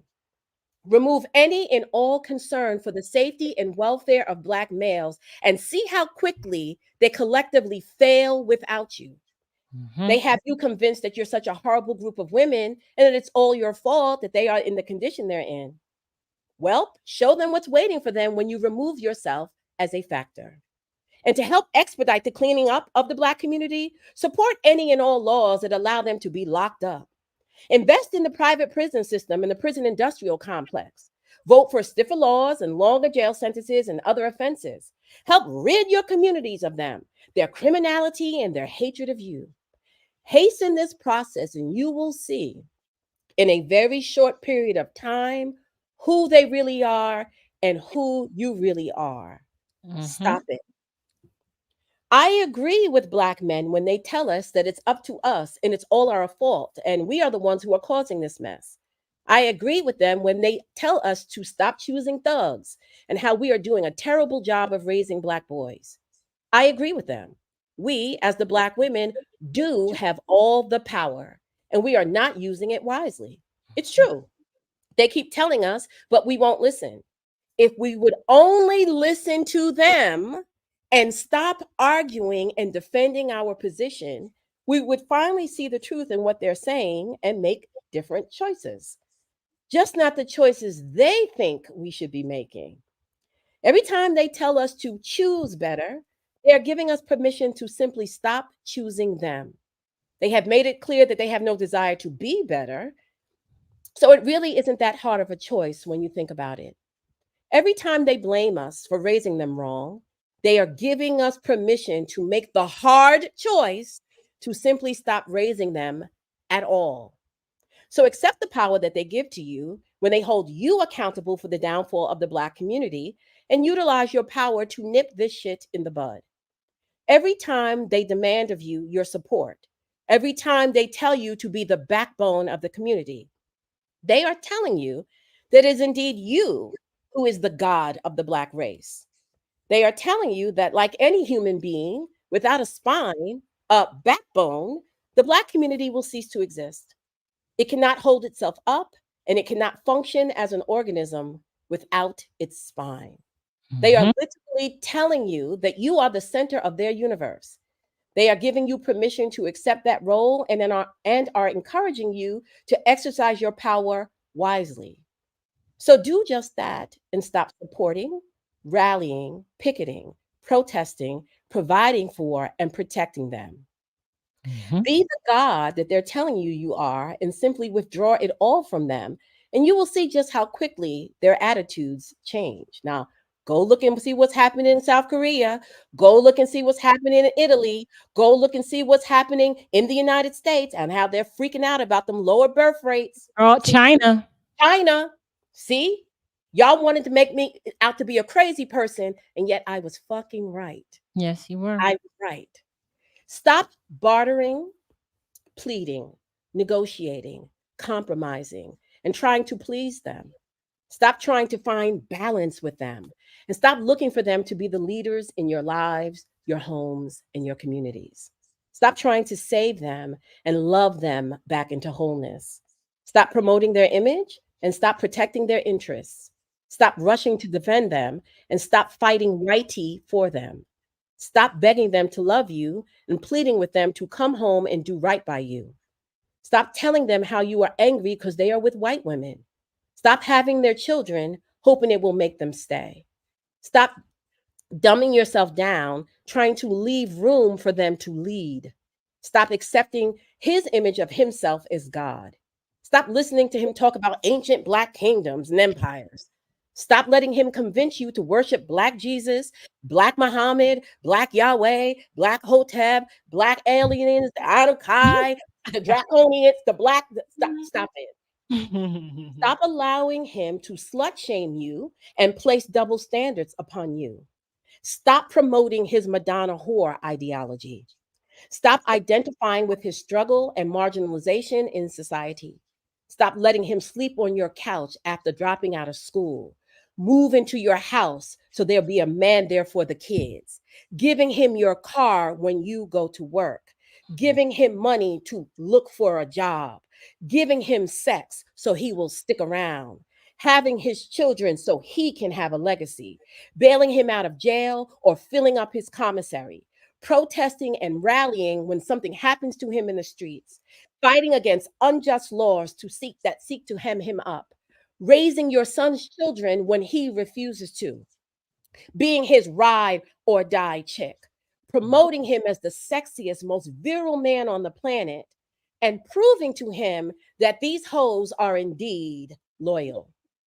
And please, for the love of all things holy, stop waiting for him to decide that you are worthy of him and his foolishness. Stop telling him that no matter how bad he treats you, how destitute, broken, and powerless he leaves you, how much he ignores your interests and denigrates your image, how much he creates division amongst you using colorism and white supremacist beauty standards, how much he gives you herpes and AIDS, kicks your ass and abuses and neglects your babies. No matter how much he violates your body and how much he turns your communities into dens of iniquity and creates living environments that are unsafe and full of despair, how much he uses you until he can trade you in for a lighter, brighter model, and how much he abandons you in the community as soon as he gets a little success, that you will always love the Black man and you will never abandon the Black community. Mhm. Stop it. By doing this, you are literally creating the monster that is killing you, your children, the Black community, and the Black race. Your undying devotion and unconditional love for him will not make him love you back. It only makes him hate you more because the price for that loyalty is so cheap that you become wretched in his eyes. And nobody wants a wretched thing. He sees no value in you because only a woman who sees no value in herself would love a man no matter what he does to her and her children. He hates you because you love him in his wretchedness. He feels contempt for you because you accept him on terms that no other man is accepted. You emasculate him by not requiring of him what other men must produce in order to qualify as men. You think you are helping him by accepting this mess. What you are really doing is giving him reason to hate you and himself even more. That's why the moment he gets the chance, he takes all that he has achieved to women of other races who historically have demanded more from their men in exchange for their loyalty and love and womb. He uses you on the come up and then goes to her to show himself approved. The reason why Black males are so damn cocky, disrespectful, and apathetic is because Black women allow it. And the reason why we allow it, here it is, 4B, is because we give birth to them. And we don't want to admit that we, as the mothers, are the source of such an inferior form of human that he will denigrate his own mama and elevate every other woman but her. Our holding on is not really because of him. And see, this is what people did not count on. They were so busy focusing on the sex selective abortion, they didn't catch this. Our holding on to him is not because we love him. Our holding on is because we can't and won't admit to ourselves that there is something about us that gives birth to a male who will turn on us the first chance he gets. It is not his image we are seeking to redeem through our loyalty, it is ours. And we need to come clean about this if we are to ever make it out of this situation we find ourselves in. Black men will always tell you, a man will only do what you allow him to do. And he is right. He just doesn't expect you to realize what that truly means and what that could mean for him if you ever figured that shit out. Black women do have all the power if we would just be women enough to use it. Only a compromised woman allows that which she births to devour her. A crafty woman, want me to say it again? Only a That needs to be a meme. Only a compromised woman allows that which she has birthed to devour her. Some of y'all young girls make that a meme. Put it on TikTok. And make sure you credit and give credit where credit is due. A crafty woman cuts off his access to her, thereby redirecting the energy, saving the energy for herself. She's not feeding the beast that is devouring her. 4B, y'all. A woman who stands in her power would shut this bitch down in an instant. It is time that Black women show the Black community who we really are by making it clear that it is nothing without us. A few strategic choices on our part and all this shit Black people are constantly arguing about would get straightened out with a quickness. A few hard choices on the front end and all of these factions who talk all this smart mouth shit about you, your mothering, your womanhood, your beauty, your value, and your worth will be humbled at your feet. No nation rises higher than its woman. And when that woman recognizes her power, her nation has no choice, has only two choices: respect it, listen here, respect it, or die the fuck out. They think your ass is bitter now. Show them what bitter really looks like. It's really quite that simple when you think about it. Black women need to be the cutthroat bitches of the olden days, the real olden days. And this shit would write itself in 5 years. Black men will straighten up quickly or they will simply disappear. They have no respect for you because you have no respect for yourself. You have no respect for yourself, so you have no respect for your womb. They have no respect for your womb because their access to it is a foregone conclusion. Shut that shit down and you will see who and what you are really made of. Stop it. It really is just that simple. Now tell me that post was about aborting Black babies. No, it was about, it was really empowering. It was putting the onus on us to change. It was reinforcing the power that we had. the power that we cede all the time to other factors that is just always there. Like we act like we don't know where babies come from, and it goes to even how our mothers don't educate us about birth control and where babies come from, and just the careless of it. Like, we don't understand the power that holds. And if Black women were to really take on, like, basically this is kind of like appropriating. I mean, Asian women are taking a stance that we. I mean, honestly, we've been talking about this before the 4B movement, right? I'm not going to say that Asian women caught wind of what we were doing and they decided to do it better, but Asian women are doing it better because they're actually taking action. So the thing that is missing is that we do a lot of talking. We do a lot of talking. Like you say, Kendall, we always got our mouths open, but there's little to no action that goes behind it. And I wanted to say too, I want to just let that sit for a second, and I want to see if there's anything else you want to add to it before I'm going to read what I wrote back in, I think it was 2013 or 2014 as well, that spoke to this, but in a slightly different way. Is there something that you want to? Yeah. And I want to clarify why I wrote what I wrote in the most controversial parts of the post, because nothing else was heard because of that part. But I put that part in there for a reason. Let me go back to the part that has everybody's panties in a goddamn bunch. It says here, I got to scroll back up, y'all. My voice is, I'm sorry, y'all. My voice is just a mess. You sound good. You do sound good. Okay, it says, okay, here I said, second, stop birthing Black males. I mean, at all. No Black male babies. Stop believing that your womb will produce something different, a different type of Black man than the majority that are out here. Stop pouring your love and time and energy, sacrificing your personal dreams and goals for them. Stop allowing them to enter this plane of existence at all. Now, this is where the controversy came, is when I said this. Make sex-selective abortion standard operating procedure. It can be done. Girl children have been aborted and killed for thousands of years and continue to this day. Stop having Black male children and stop reproducing his image.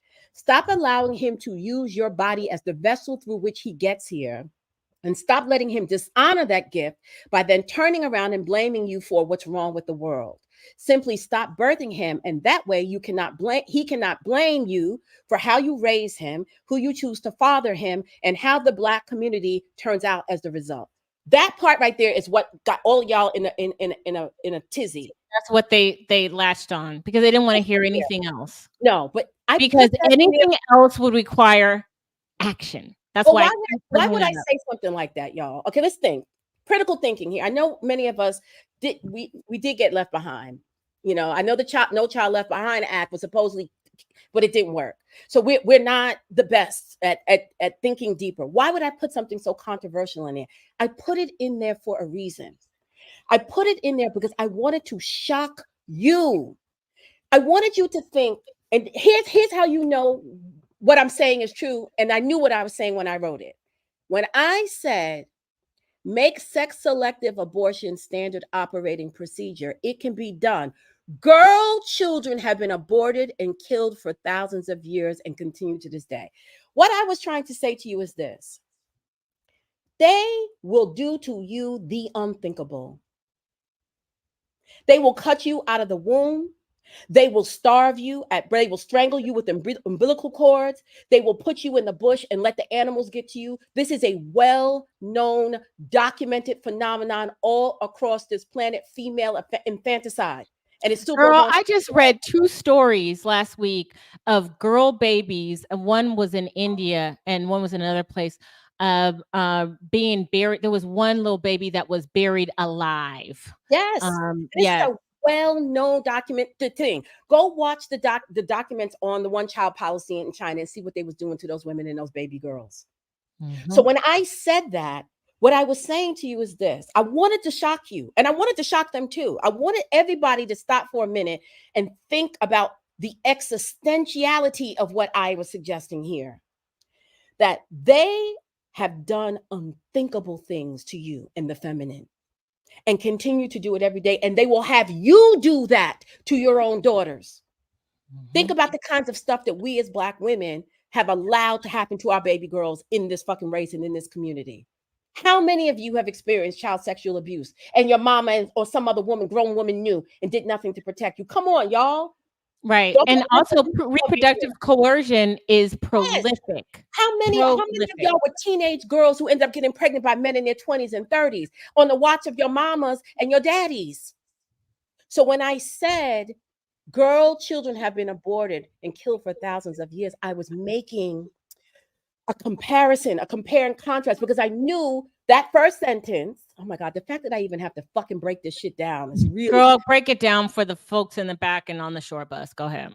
Stop allowing them entry into this plane of existence at all. Stop pouring your love and time and energy, sacrificing your personal dreams and goal for them. Make sex selective abortion standard operating procedure. When I said that, I wanted you to stop and think. I wanted everybody who read that to stop and think and say, oh my God, sex selective abortion. And as a woman, I wanted you to think, oh, that's crazy. So she's saying that if I find out it's a male child, to get rid of it. I wanted you to think that. And I wanted you to think, you mean I could do that? That you have the power to do that. Yes. Thank you. Oh my God. Oh my God, y'all. I wanted you to connect the dots. Because the way the story is told is, aren't they on TikTok and YouTube and all over the place telling you that that they're the prize right now? Aren't they right now? Didn't that guy did the video that's been floating around millions of views talking about y'all got to settle because such and such and we're the prize? Isn't that what the Fresh and Fits and the Kevin saying that they're the prize? You're a 5 at best and all that. You're a nothing at best if I don't birth you. When I said that, what I was trying to do is come out of this conjecture of gendered nonsense and get you back to basics. They're nothing without you. Mm-hmm. They don't exist without you. They don't breathe. They don't think. They don't feel. They don't love. They don't hate without you. And I wanted you to feel the power, the sting of that and the fear of that. But I also wanted you to feel the power of that. Mm-hmm. Because you don't have to endure none of this shit. This is what I was trying to get. We have been made to feel that we owe our wombs to this race. Mm-hmm. Girl, I just got to stop for a second because you mentioned Fresh and Fit. I know you be in the. Oh my God. Yeah. Railing about baby mamas and don't do that in these 304s and all this. That is exactly why young women need to stop engaging this rogue masculine element. Y'all put them on the map. You show up. You're in their videos. You're going back and forth. You're on their panels. Mm-hmm. Yes, because all this talk about what you're going to do, but you're still in the room with them. Listen. I told them the same thing on Clubhouse, y'all. I told them, stop entertaining, because what y'all are going to do is what's going to happen is they're going to redline the app, right? Because we're destroying the app with all our nigga talk. Mm-hmm. And they're going to shut the app down in a way that we don't have access to all the other places on the app, all the room. And what happened? You go into Clubhouse now. I don't know what the hell is going on. You get this big mic. You come into it, it's this big stupid mic, and it's asking if you want to leave a voicemail for some. I was like, what is exact? Didn't I tell y'all in 2021? I told y'all that y'all were going to terraform that app. Yes, you did. You did.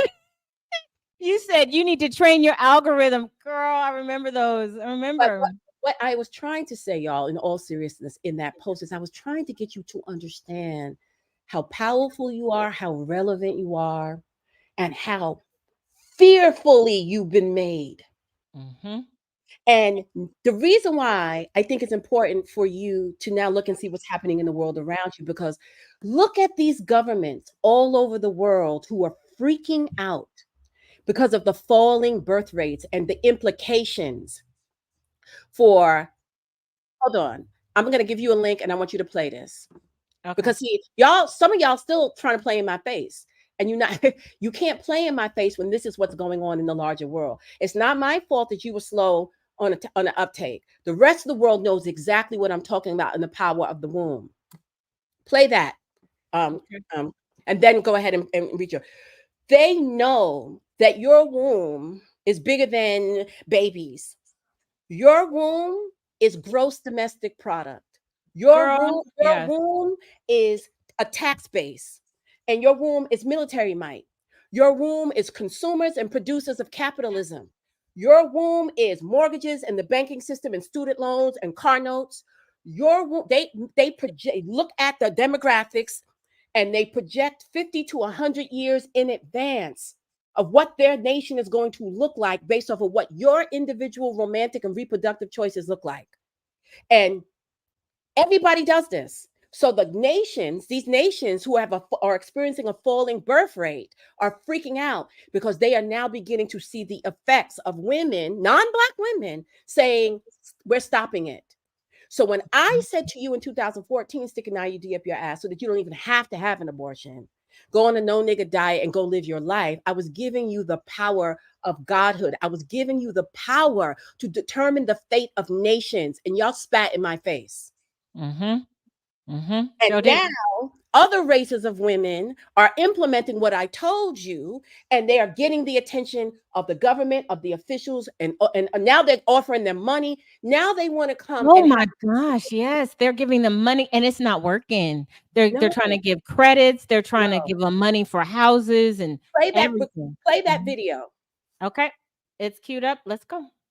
United States infertility rate is at an all-time low. It's even surpassed France. Remember when I told you Europe was having trouble with conceiving children? They haven't had children in a few months. Well, United States surpassed them, y'all. They're even talking about in a few years, deaths are projected to surpass births. Check this out. Okay? We got a problem. And it's all something almost no one here ever talks about. We're not having children. United States fertility rates have collapsed. This number's wrong. It's our latest number for last year is not 1.64, it's 1.63. France has a higher fertility rate than the United States. Even when you adjust for their immigration population, they still have a dramatically higher fertility. Most of Western Europe looks like us, and we're worse than a whole bunch of the world. How do you and I set public policy so 25 years from now, remember, Social Security is substantially a pay-as-you-go system. Today's workers are functionally paying for today's retirees. The trust fund was the shock absorber. Trust fund is disappearing. But my future generation of workers is going to be smaller. And you're already seeing this in school districts all over America, where the number of students they have are shrinking. I showed y'all that. Are we willing to have the really interesting discussion of, okay, are there things we could do economically to make it so family formation, so there's more children? There's things we could do to help, but almost every country it's tried has not been able to change fertility rates. I think in Hungary, I think I saw something that, third child, they buy you a house, fourth child, you get some sort of like prize. And it's barely ticked up their fertility rates. It's a really difficult question happening all over the industrialized world. I just want to pause for a second. In Russia, they've released the female criminals and they've unleashed them. And they've said, listen, if you go out, we'll let you go. If you go out and you have a baby, then you don't have to come back to prison. That's what's happening. Kendall, did you hear that too? No, I didn't hear that, but I'm not surprised. Okay, well, let's keep going. So if you can't really change it, do you actually build public policy to deal with it? Do you accept the fact that we're going to have a lot more automation? It means capital investment. Are we going to have to find ways to safely adopt artificial intelligence into society so the labor force is maximized in its value and what they earn and productivity? Those are policies we need to work on. You've seen the intellectual capital of the conversations we have on the floor here. How many of them are ready to actually have the reality of, hey, we need to set policies. Is this Republican or Democrat? It's demographics. It's life. And I'm going to bounce to the next two boards because there's a punchline here we need to absorb. This is a little uncomfortable, but this was deaths that are projected to exceed births. And the new math in 15 years, you got to understand what a big deal this is. I came behind this microphone a couple years ago, and I got some real crap that was sent to my office. And I think at that time I was saying, hey, in 21, 22 years, we're going to have more deaths than births in this country. And then it became 18 years. And then it became 17 years. The new math now is 15 years. In 15 years, the United States will have more deaths than births. The blip you see here is the pandemic. But if you actually look at the line, you can sort of understand, and here's our crossing. Somewhere before, a little before 2040, which is 15 years, we have more deaths than births. So the United States infertility rate is at an all-time low and is beating parts of Europe. Alabama just stopped IVF and fertility treatments, and people are noticing that there are less and less children in schools, you guys. Do you guys see what's going on in this world? Could this be the reason why there's a lot of migrants coming in to the United States to make it seem like there's a lot more people than there really are? What do you think about that? Remember, you guys, the United States is not the only place experiencing this, but now they are at the lowest. They're at the bottom of the bottom. So yeah, what do you guys think is going on in this world, y'all? This world is getting more interesting day by day, y'all. Like, comment, and share for more. Yeah. He's So right when- about that. Yes. And so you have you have the economists, the politicians, you have people are very concerned because the women are no longer, their wombs are no longer a foregone conclusion. Exactly.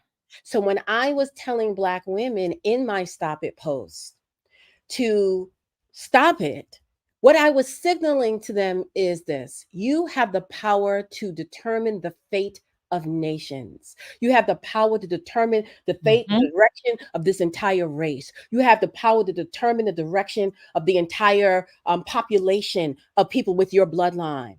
Your choices matter most. And the men will tell you that. That's why they'll tell you that you need to choose better. So now you see everybody walking around everywhere. I see, you told us to choose better. We're just choosing ourselves. Well, welcome to the party, because I wrote that. I wrote that on my Facebook page in 2013. And then I did a whole bunch of videos and a whole bunch talking about, be careful of asking us to choose better, because we may wake up one day and realize that not only are you not better, but we are. And I also said, and don't make me start uploading old content. I also said to Black men and Black women, y'all keep saddling us with the responsibility of filtering the riffraff out of our community through our romantic and reproductive choices. Y'all don't plan to come in and clean up the riffraff in the community. You want us, who lives in the community with these dudes, to tell them no. Okay. What is your plan for how to protect us? How you plan to protect little Tanisha when she's on her way to school and the boy comes up there talking about what you doing, ma, how you doing, ma? And I'm sorry, I can't talk to you because I'm supposed to be filtering you out of the bloodline. And he goes upside her head. Are you going to have like coalitions of men, moving around in the neighborhood to protect the answer is no. No, you're going to leave. And I said, y'all are cowards because you want young Tanisha to do what you don't have the fucking heart to do. You want Black women and Black girls to filter out the riffraff of the community through our romantic and reproductive choices, while they still have to endure the riffraff in the community in their day-to-day lives. What part of the story is this? What part of money is this? And then I said, but the other thing you have to worry about is this. If somehow, some way we are able to implement this Choose Better program that you keep imploring us to do, what are you planning to do with all of the men that don't get chosen?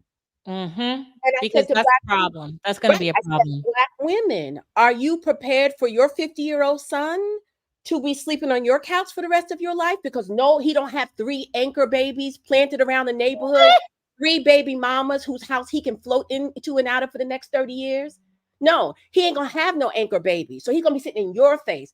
Sis, your brother is going to be sitting in your face. So when y'all are telling Black women and girls to choose better, you better be ready. Listen, I'm going to say this and I'm going to shut up.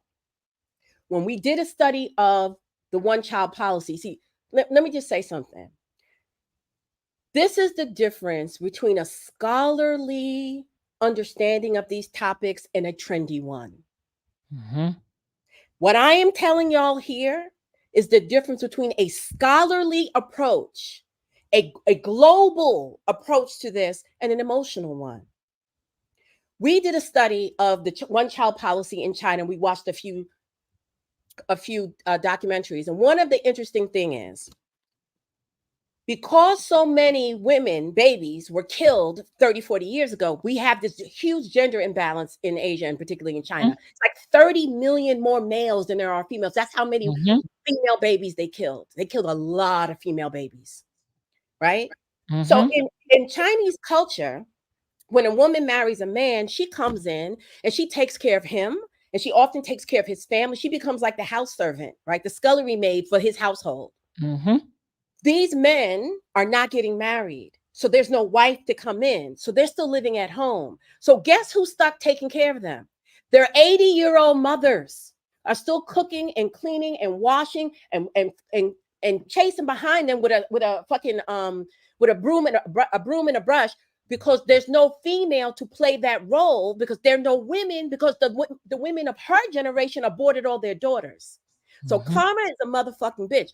Y'all aborted all your girl children. Some of them did it because they had to do it, right? But you got a preference for male children, just like we got in the Black American community and the African community, and the Afro-Caribbean community and the Latin community. Y'all love some men. So you killed off your baby girls, and now you have this huge gender imbalance where your sons, they call them bare branches, don't have no women. Most of them have never had 50-year-old virgins. They're still sitting at home. So, but there's still this expectation that they are to be catered to. So now the 75, 80-year-old woman who aborted her 3 daughters 40 years ago is now stuck cleaning up behind a middle-aged man, right? So what I'm saying to you is this. When I told Black women to stop it, I understood all of this, y'all. And Kendall, I want to say something too. Chinese women understand their leverage now, too. Yes. I love it.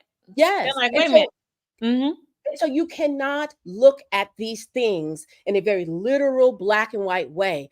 These things are, they're not just choices, they're forces. What I am speaking to is forces that move the world around.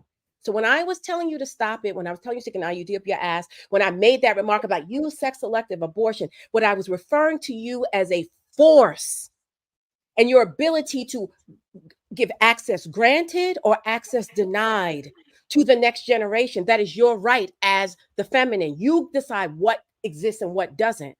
And that's why, and you know how you know it, because they keep telling you that your choices matter most. You need to choose better.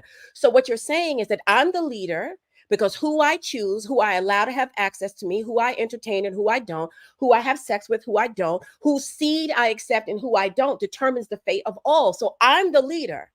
And as the leader, because I have so much responsibility, then I also have a lot of power. So I get to decide how to wield that power. And in nature, the feminine, the female decides what are the favorable conditions for procreation and not the males. The female looks around and says, is there enough water? Is there enough food? Is it too cold? Is there shelter? And if she does not have the favorable conditions, she will not breed. So what I was telling to Black women is, look around you. The conditions are not favorable. Absolutely. So stop it and free yourself from this intergenerational curse of poverty and pain and sex abuse and depression and no edges and obesity and heart disease. Like, free yourself. This is something you can give to yourself and something you can teach your daughter. If it's too late for you, teach your daughter and free yourself. And the byproduct of that may be your community has to stop and recognize how powerful you are and maybe start paying attention. Maybe not. We don't care. But Mhm. the same kind of attention that you see the heads of nations paying when they look at those birth rates and start counting gross domestic product and military might and exporting and importing and all these things based off of who's having babies and who's not, it's the same power that I was handing to y'all silly tails a decade ago. Mhm. And you didn't want to listen. And you made it about me, and you made it about my kid, and you made it about my marital status, and you made it about my New York accent and whether or not I was college educated. Was I pretty? Was I not pretty? You made it about me so that you didn't have to sit with the existential power of the force that I was talking about. I was giving you the power of God, and y'all did not want it. You didn't want Mhm. the responsibility, but you accept the responsibility on the back end, long suffering, raising all these children. I'm a single mother. I know that shit ain't cute. You accept the responsibility on the back end. I was giving it the power to you on the front end. So Mhm. now do y'all get it? Who was it? Who was in the chat talking about, are you backpedaling? I have absolutely no reason to backpedal. I have receipts for everything I've done. I know exactly the context in which I say things. I know exactly what was going on before, middle, and after. I know what I'm doing. It is Mhm. not my fault if some of you are so easily shame triggered or whatever kind of trigger that you can't read through the words and catch the spirit. But guess who is catching the spirit? The United States government. That's Mhm. who's catching the spirit of what I was trying to tell you. So I hope this forever and always clears this up, because this has been going on for 10 years now. And also, I know that there are other people out here now who are talking about abort black male babies. And that I don't have nothing to do with that. That is a surface level understanding of what I suggested. What Mhm. I suggested was not about black males or the babies. It was about black women. It was about the womb and the power of choice. So when they told you to choose better, I told them, I'm going to make you rue the day that you told black women to choose better. Mhm. I'm going to make you rue it because you didn't understand the power you were giving us. But I think you're starting to understand now. Mhm. All right, that's it. Yep. No, that was so powerful. I want to say too, I want us to get to talking about how men are not going to go quietly, though, No. with this. This is reversal of Roe v. Wade. That is just the beginning. They are trying to uh, bully. Yeah, I wouldn't be surprised if China, because China is authoritarian, starts trying to make women have children. I don't. I wouldn't put it past them to try and do that. So that's what I think. That's what the United States is trying to do, instead of trying to figure out how people can afford children, without having, such a growing disparity between people who have all the money and then people who are struggling here, people who can't afford a house. I have 4 children, and I asked my son, who's 18, I said, what do you think, prospects for having a house? Like, there used to be this, Kendall and I are both Gen X. And there used to be kind of a clear path. It was like you finish high school, you go to college, you graduate college, you get your job, you work for a few years, you can buy a house, you get married, and you can have some kids, and you have that structure. But that's just not something that that today's generation even thinks about, because it's so unattainable to them. So instead of trying to address those issues, they're trying to force the reproductive options of women. And I say, and Kendall, I'm sure you'll say the same thing. That's going to be a dangerous situation. The more desperate people in power are, because again, in order for capitalism to work, in order for there to be an elite, they need to have somebody that they can stand on top of. And if there aren't enough people to stand on top of, then the whole thing crumbles. So it'll be very interesting how that turns out. I want to read to you guys this. This is on my site, Beyond Black and White, beyondblackwhite.com. You can see right here, this was dated November 13th, 2014. In this letter, my use of you means you, me, and all of us. This letter is from someone who is sitting not so quietly observing and taking notes as I look upon angry Black men all over the internet making videos and blog posts about how ugly you are, how unworthy you are of love, how disgusting you look in your hairstyles and clothes, how no man in his right mind could stand to tolerate you more than one night, and it better be in the dark with a bag over your head. These men are the babies you birthed, the boys you loved and spoiled, the young men you wrangled with, who who grew up with you at the helm of the household, mostly without their fathers, and they hate you for it. The chickens have come home to roost as the wave of I can be both mother and father to my son has reached its peak. It's the results we'll continue to see as 80% Black women of all social and economic strata are having their first children unmarried and unprotected. They hate you because you are there.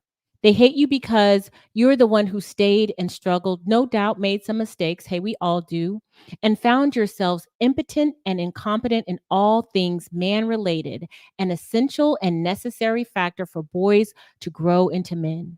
The husband you married when he was 15 was probably too late to truly make a difference.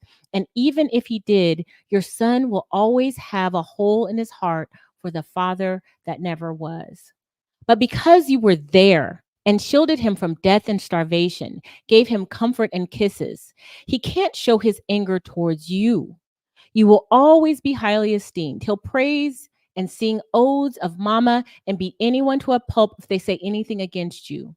So, what does your son do with all that anger? He takes it out on every single woman that looks like you. He wants to call you fat and ugly and unwanted. He wants to say that you're too Black and nappy headed to be beautiful. You must be all of those things because if you weren't, maybe his father would have thought you were worth sticking around for. He wants to say that you ain't worth shit, but he can't, so he says it to us. Now that the man boy that you raised has the body of an adult, he has no idea what he wants. He wants to be the man he never saw growing up. He might as well be he might as well be 8 years old trying on his grandfather's old suit. He is not equipped. He expresses his manhood in the basest and most primal way out of instinct and desire for dominance. He will have Herculean expectations for you as a partner. You must work full time, come home, clean and cook, fuck him like a porn star at 3 in the morning, support him in every decision he makes, no matter how idiotic, tolerate gross disrespect. To be a man is to pump and dump the worthless, unlovable, and ugly Black woman he despises. And if he leaves a few babies in his wake, so what? He'll make claims that he'll be around for the child, but that bitch ain't getting his money.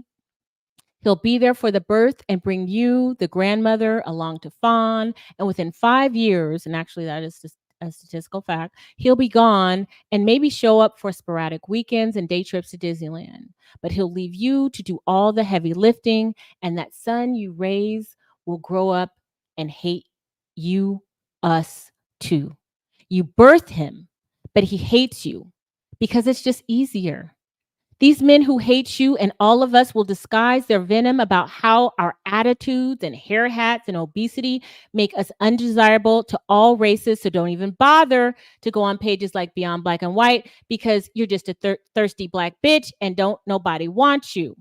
He'll tell you that his verbal barbs are done out of love because he wants you to do better.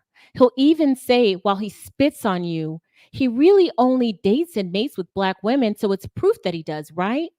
Pleasing him will always be a moving target because you are not meant to win, only to run on that hamster wheel frenetically, breathlessly, only to go nowhere. And when the relationship fails, the men who dog you tell you that you needed to choose better while having no desire themselves to be better. They want us to make them better, all the while knowing that we cannot. We cannot rebirth what has already been birthed.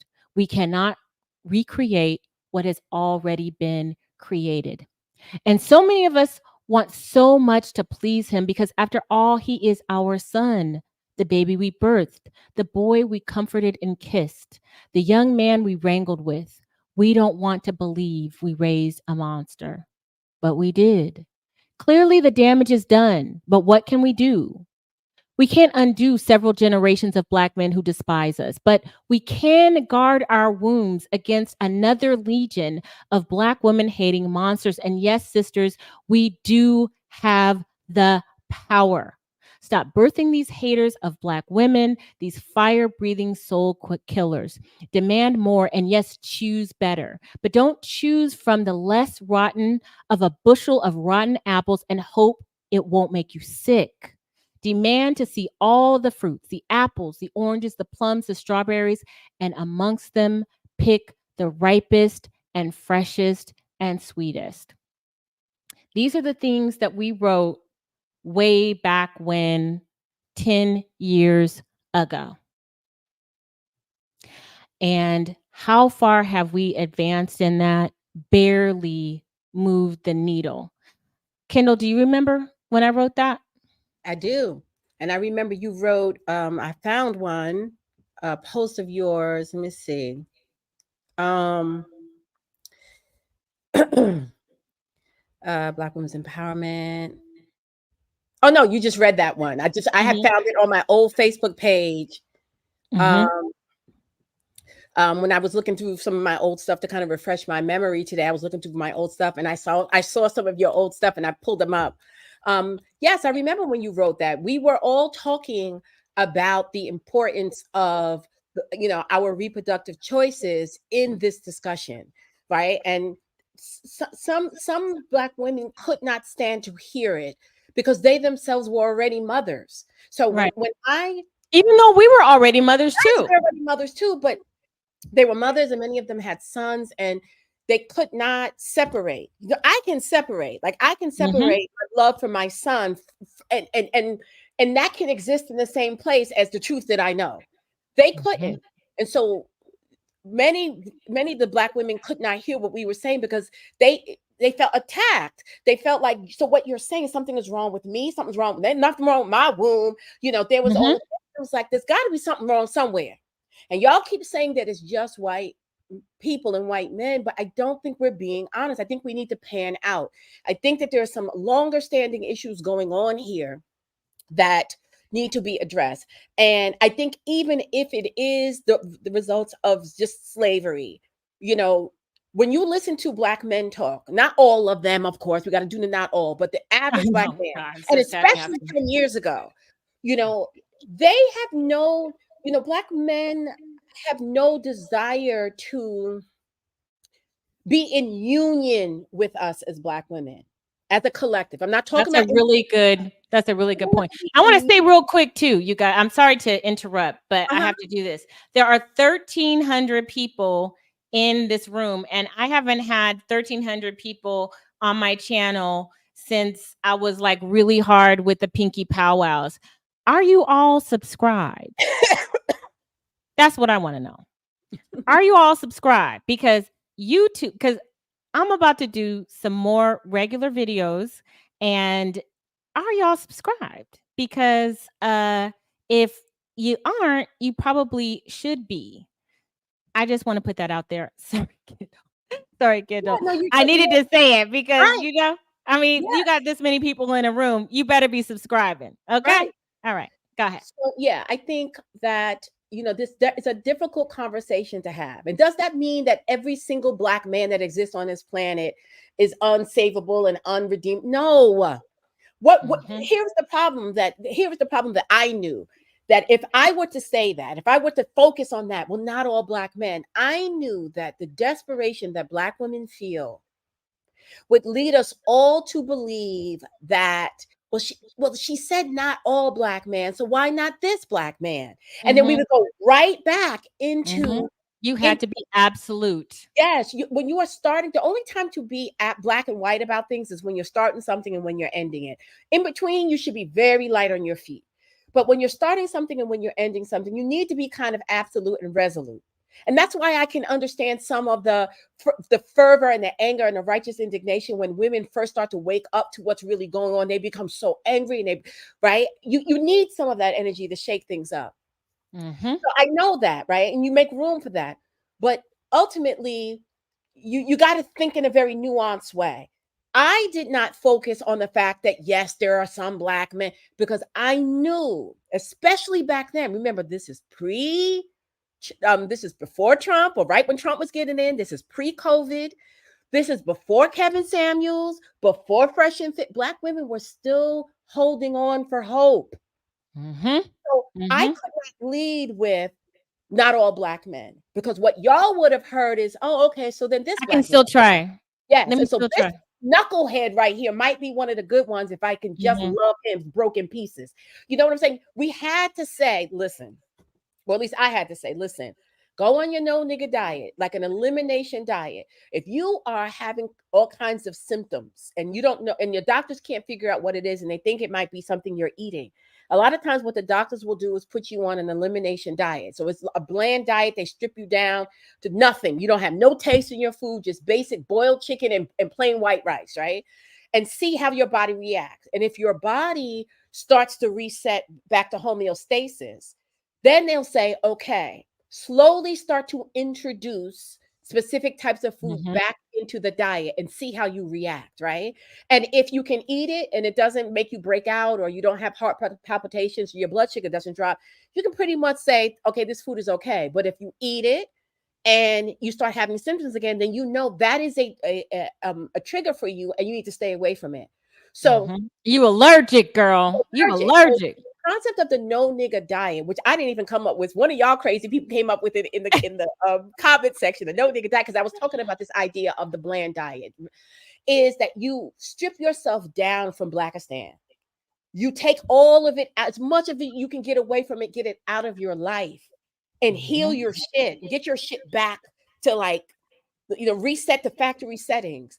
And then you can decide which parts of Black culture, which Black people, which Blackness you want Mm-hmm. to slowly introduce. But if you start dating Black men, you break out in hives again, up now, that's not it. You start dealing with your Black family again, and all of a sudden your hair's falling out, that's it. Mm-hmm. The Mm-hmm. point was never, at least on my point, to suggest that you had to completely eradicate all connection to all Black things ever on the history of Blackness. Yeah, you can't buy a black cat. You Right. You know, can't don't listen to, don't don't buy no black clothes. Don't right. Yeah, nobody, listen, the don't point get the was, American Express black card. Even though, right. right. Because, oh my God, don't even say the letter B, right? Because we Right. just divested. No, the goal was to get you back to homeostasis. Then once you were beginning to heal, then you could, because even in a healed state, when you start to heal, then you may even lose the cravings for certain things. Girl, I was just thinking about this. When I gave up sugar, it was so profound. I said, I'm gonna stop eating white sugar and bread and pasta. And I did that for a while. First of all, I had dropped 6 pounds without even trying the first month. But what happened was my palate changed. So this is Mhm. what you're talking about. So my Yes. palate changed, and I said, you know what? Things excessive sweetness. Do you get the metaphor that I'm putting here? Yes. Excessive sweetness was just too much for me. Right. I couldn't tolerate the excess of it. And I began to recognize different layers of sweetness that were both enjoyable and more tolerable. But when I was on that white sugar, when I was on that sweet, sweet, sweet, then it was a craving. My body expected it. Let me just tell you, for the first couple days, my body was like, what is happening? Where is the fuel? Right. How are we supposed to function? And it took a couple of days, Kendall, for my body to say, oh, there's some alternatives. I can Yes. use this fat storage over here for energy. I can use some other things for energy. Let me kickstart what the backup is, because this quick, easy thing that I don't have to think a lot about, I'm withholding. And yes, this is a little bit more work, but what it is doing is it is recalibrating my body. And in the same way, this would recalibrate your mind. Your tastes will change. What your ability to tolerate excess is going to change. Right. Right. And so maybe, you start learning to appreciate more healthy sugars, right? Not high fructose corn syrup. And that's Exactly. so it's not so my thing is, once you get to a point of personal sovereignty, then you can date whoever the fuck you want to date. And if that includes a black man, you happen to come across a black man that you have vetted and you feel, then I'm not going to sit there and tell you, well, you said you was divested, so you can't ever look at a black man. Listen, once you are healed and once you've gotten yourself to a position of power, you as the sovereign can do whatever the fuck you want to do, as long as you're doing it Absolutely. from the power position. And I said that years ago. But the only thing y'all heard is use sex selective abortion. Like, it's been very frustrating wanting to have these adult, nuanced, critically thinking conversations with black people, and instead you get this fucking hooked on phonics shit. Well, And it's here's the thing. I don't know if all of them are really as dumb they as not, they're not, they not. and I think that um they're doing it because they're honing in on that because they don't want other people to hear the greater message. So they're being deliberately obtuse, deliberately misunderstanding because they understand completely. And Yeah. so they need for other people to be emotionally triggered by something like that you're saying so that they won't delve deeper. And here we are in 2024 and everybody's attention span is 1.25 seconds, and you hear somebody who says with authority that this is what KSC was trying to say, and it sparks an emotional trigger and you don't hear anything else. Listen, understand this, and I'm being really serious. The fact that we as a society are not thinking critically, that we are experiencing our news and our messages through sound bites. Understand that there are people there that want you to be extremely ignorant about what is going on so that they can have power over you.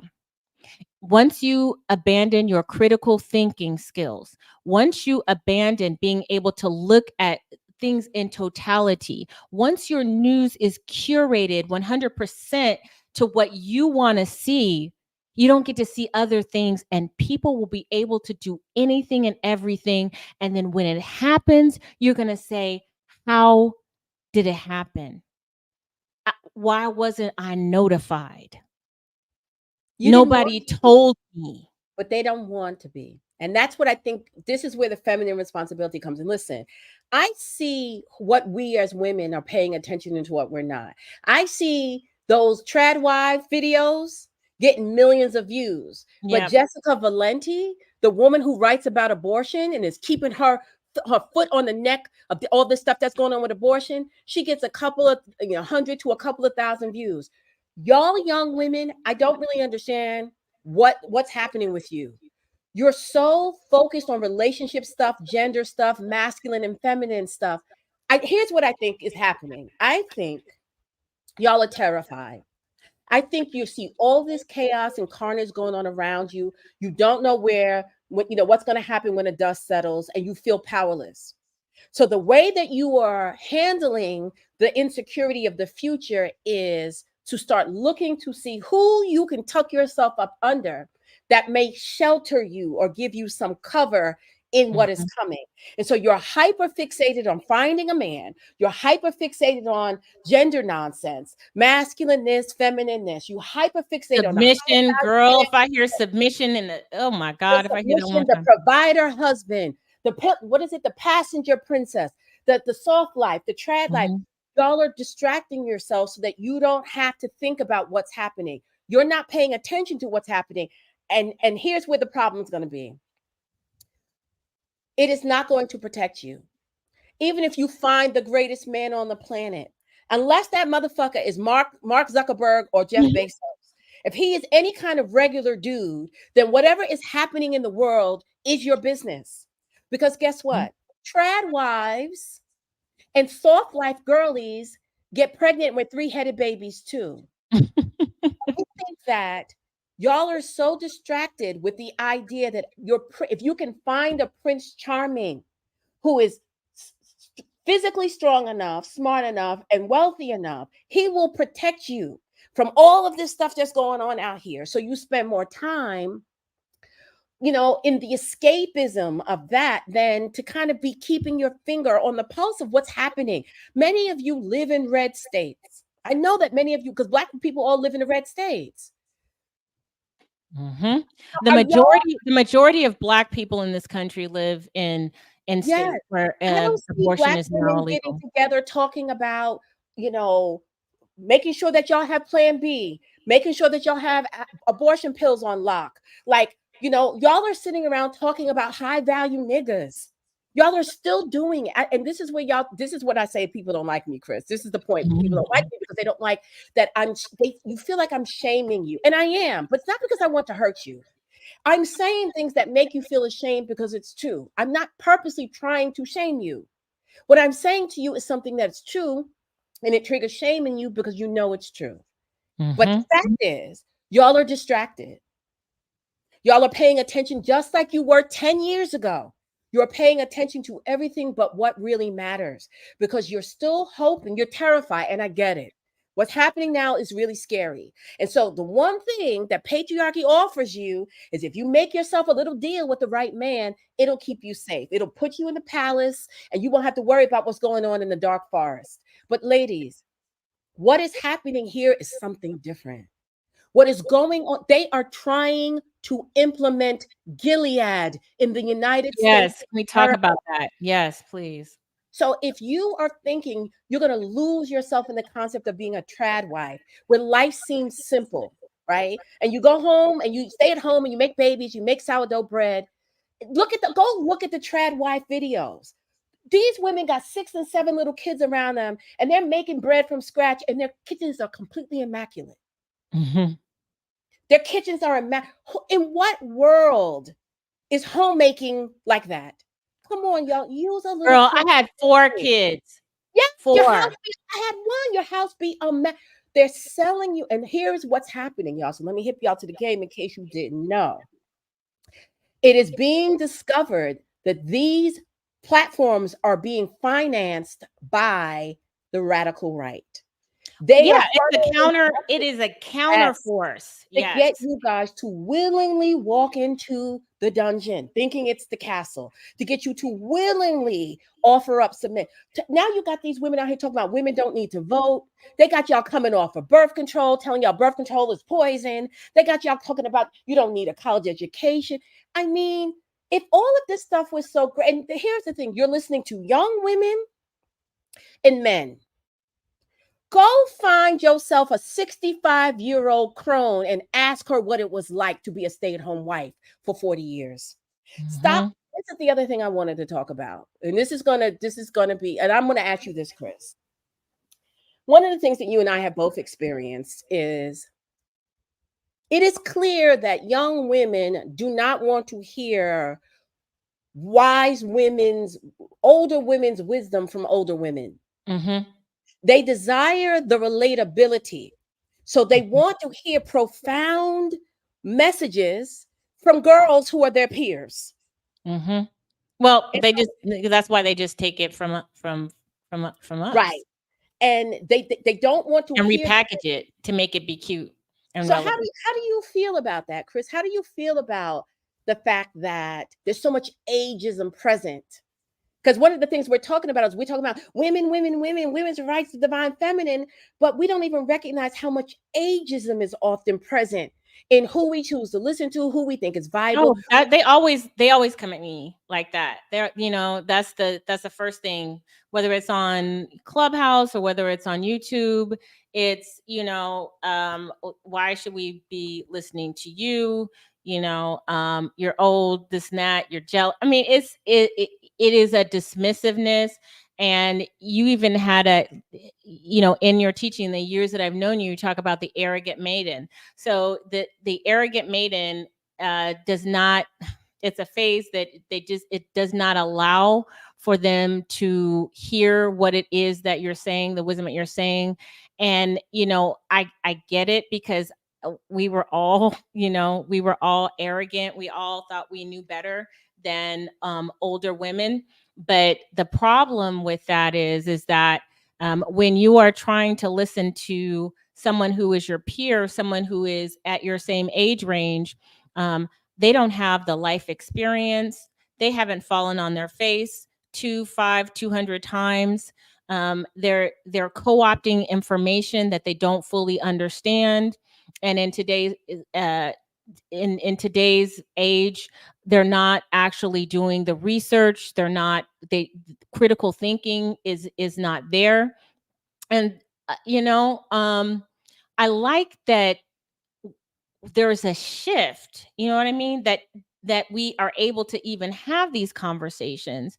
But the danger comes in, Kendall and the audience, is that when you're getting things second, third hand, it's like the telephone game, right? Mhm. We talked about, so you're getting things from people. Oh, I heard that, I'm going to reappropriate it, and I'm going to say this in a different way, and there's nothing that goes deeper. And that person may be relatable, and they're the Pied Piper, and everybody's going along with that, but there's no there. There's Mhm. no there. Older women will have some there. So Yes, that's my because we've opinion on experienced it. it. And I Exactly. think I've talked about this a lot on my platform, The Mother Wound.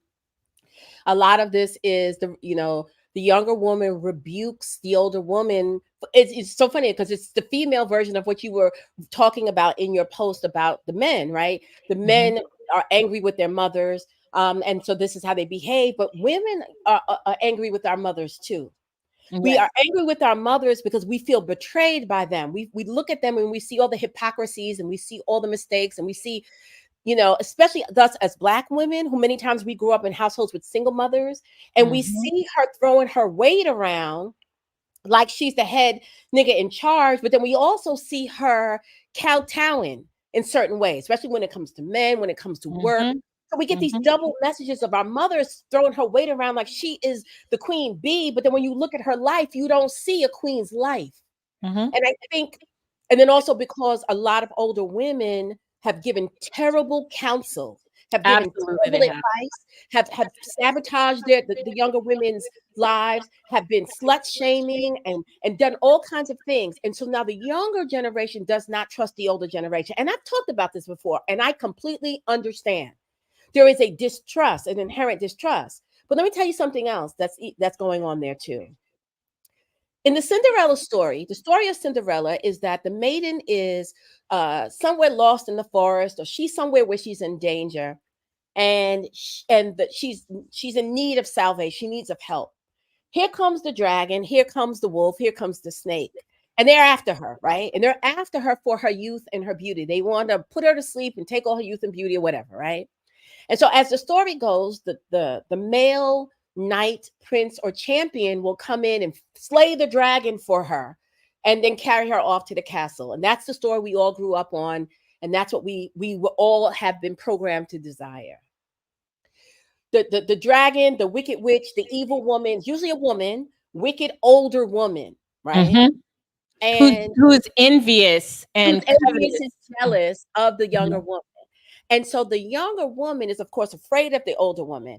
And the prince comes and says, don't listen to her. You see her? She's an old hag. If you listen to her, you're going to end up bitter and alone, just like her.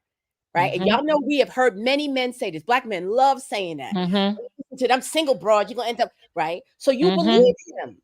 He tells you, come with me. I'm going to keep you safe. And you say, okay. And you get on the back of the horse and you ride off into the sunset to what you think is going to be happily ever after. But that doesn't tend to be what happens, right? What tends to be is that he takes you to his little hovel on the other side of the forest. He pumps you up with a couple of babies. He cheats on you, give you an STD, and then leaves. Or how about he just lies outright? Like, I know you saw Who the F Did I Marry on Yes. TikTok. Oh, girl. Legion and Risa Tisa. Oh my Yes. God. So, And but here is the problem also. The maiden must realize that she weaponized, she wants to believe that the knight is right and the hag is wrong. So she'll look at the hag and say, ha ha ha, you're just jealous. And I'm not going to listen to you. I'm going to end up like you. If I listen to you, you're just jealous of my beauty and my youth. And you're just mad that you hit the wall. And she starts using all the language of the prince. She starts using all and taking this attitude of superiority. But what she doesn't know is this, y'all. The reason why the hag is a little scorned is because 40 years ago, the hag was the maiden. Absolutely. And just like this one here, she rode off into the sunset with the prince too. And he did what he did. And now she's left over here, a shell of herself, pissed and upset and full of rage and wrath. And you assume that she was coming to siphon your beauty and your youth off from you when half the time she was coming to warn your silly ass. You joined the side of the men against her. Okay, now trigger through.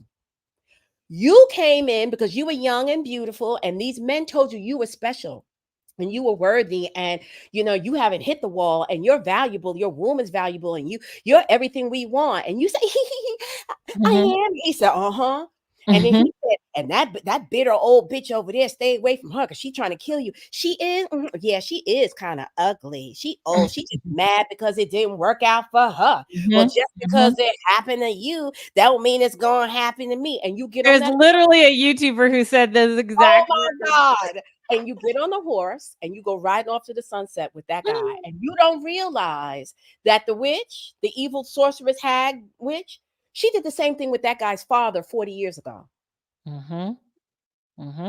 Y'all younger women, you bring down curses upon yourself because you are so quick to rebuke wisdom and to align yourself with these males who don't give a shit about you against other women because you think you're going to be young forever.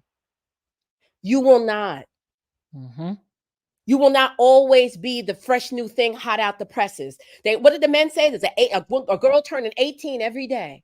And 25 is hitting the wall. And 25 is hitting the wall, honey. So while you're over here thinking that you will never, ever become like us, we're trying to literally help you from experiencing some of what we experience. But you're so busy aligning with them. And it's not until they show you who they are, and then you have your turn. And then when you turn, now you want to come looking for the sister. And now it's all about the women and the children. Now it's all about the girls. And it's like, I don't know if I trust you. I don't really know, why you didn't come looking for the feminine first. You didn't come looking for the sister in first. So I will say this, and then you pick up, whatever you want to say, that for you younger ladies, be careful about being seduced into wanting to hear an older woman's wisdom from a young woman that you can relate to because she looks and sounds like you. Because a lot of times she's giving you the icing on the cake. She can't give you the meat, and that's nothing against her. She just can't give you what she doesn't have. And a lot of times what happens is she's just as clueless as you. She's going to be learning on the job too.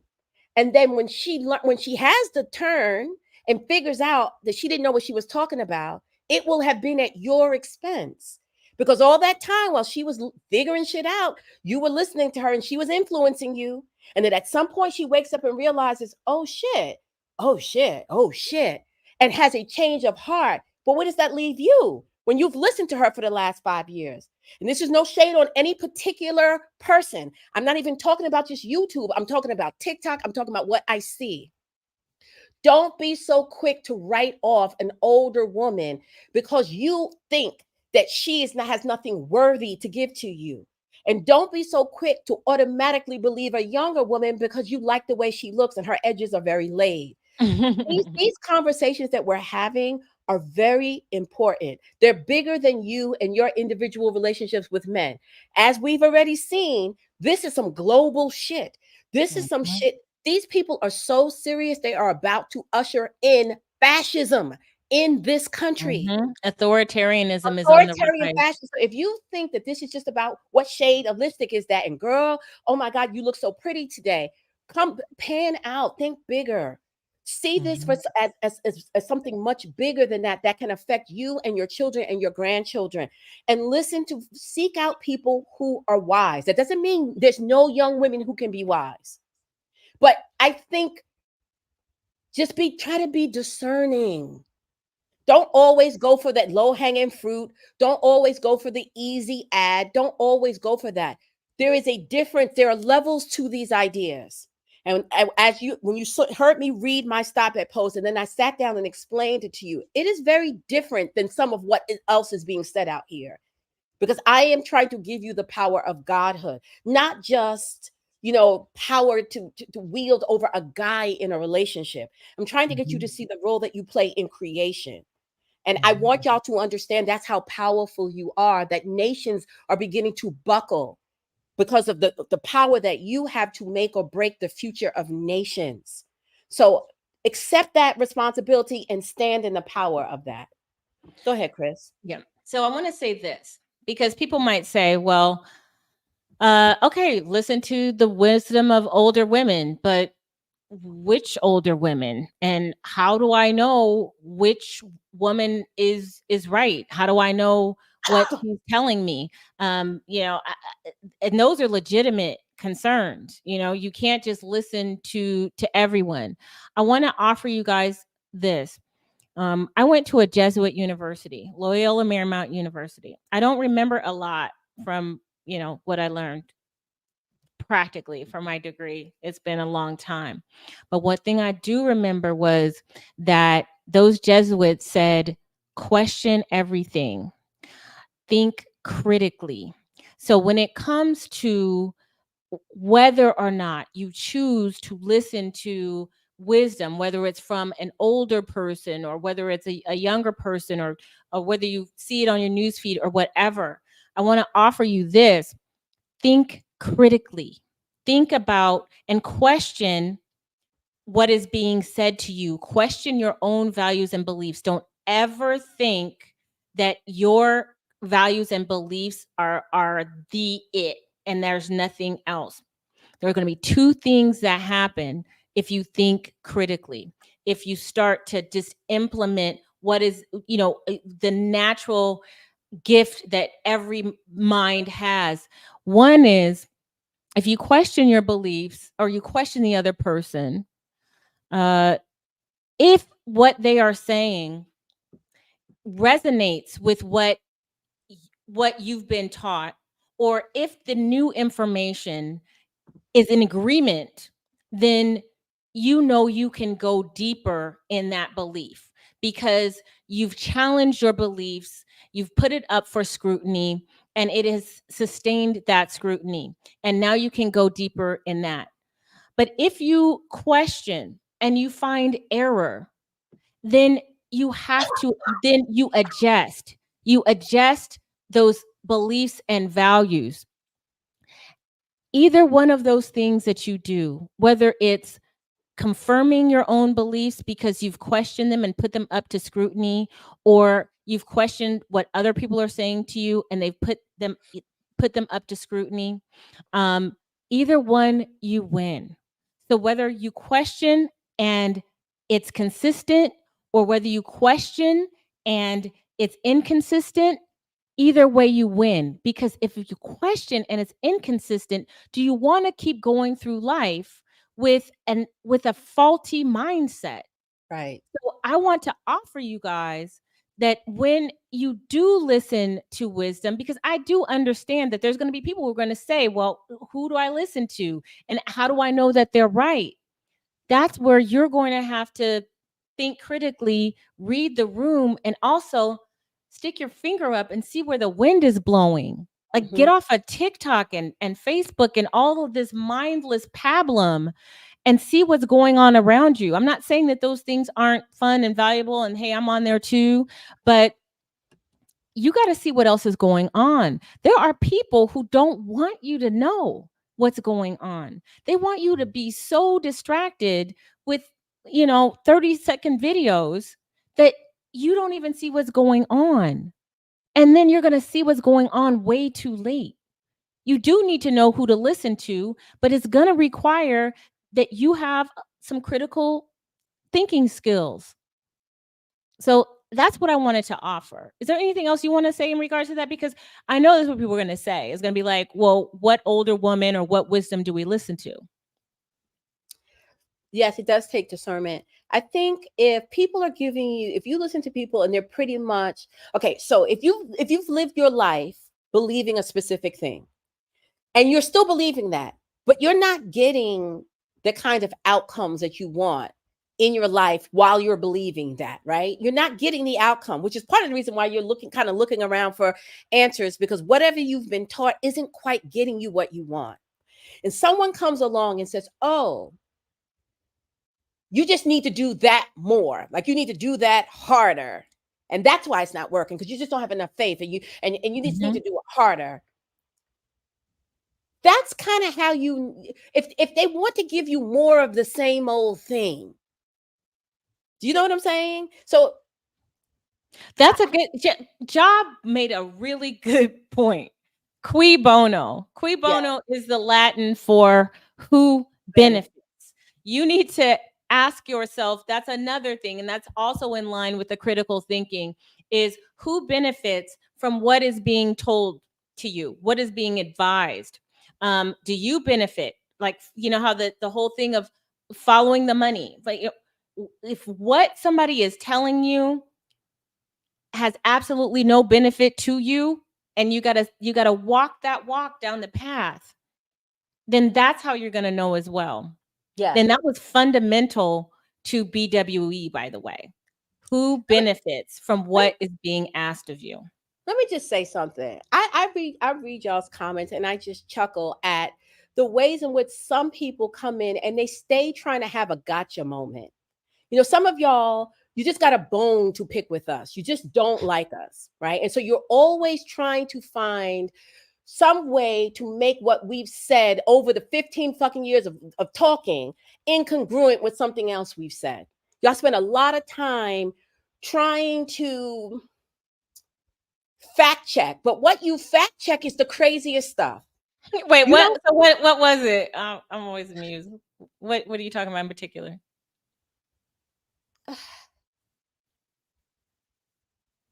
I don't even know. You know what? I'm not going to even go there because I don't even know what the conversation was. I just saw a comment. So let me just say this. Maybe I'm misunderstanding the context, and I don't care enough to scroll back up to see what the response was. But I will say this: every so often, I'll look down and I see a comment, and it's usually directed towards me, and it's some loaded comment where someone is supposedly trying to get a gotcha moment with me. Well, she said she said before such and such, and now she's saying such and such. And it's like, listen, the stuff that y'all want to, the ways in which y'all try to hem me up, and Crystal and to anybody who you don't like, by trying to kind of, what do you have to say about Project 2025?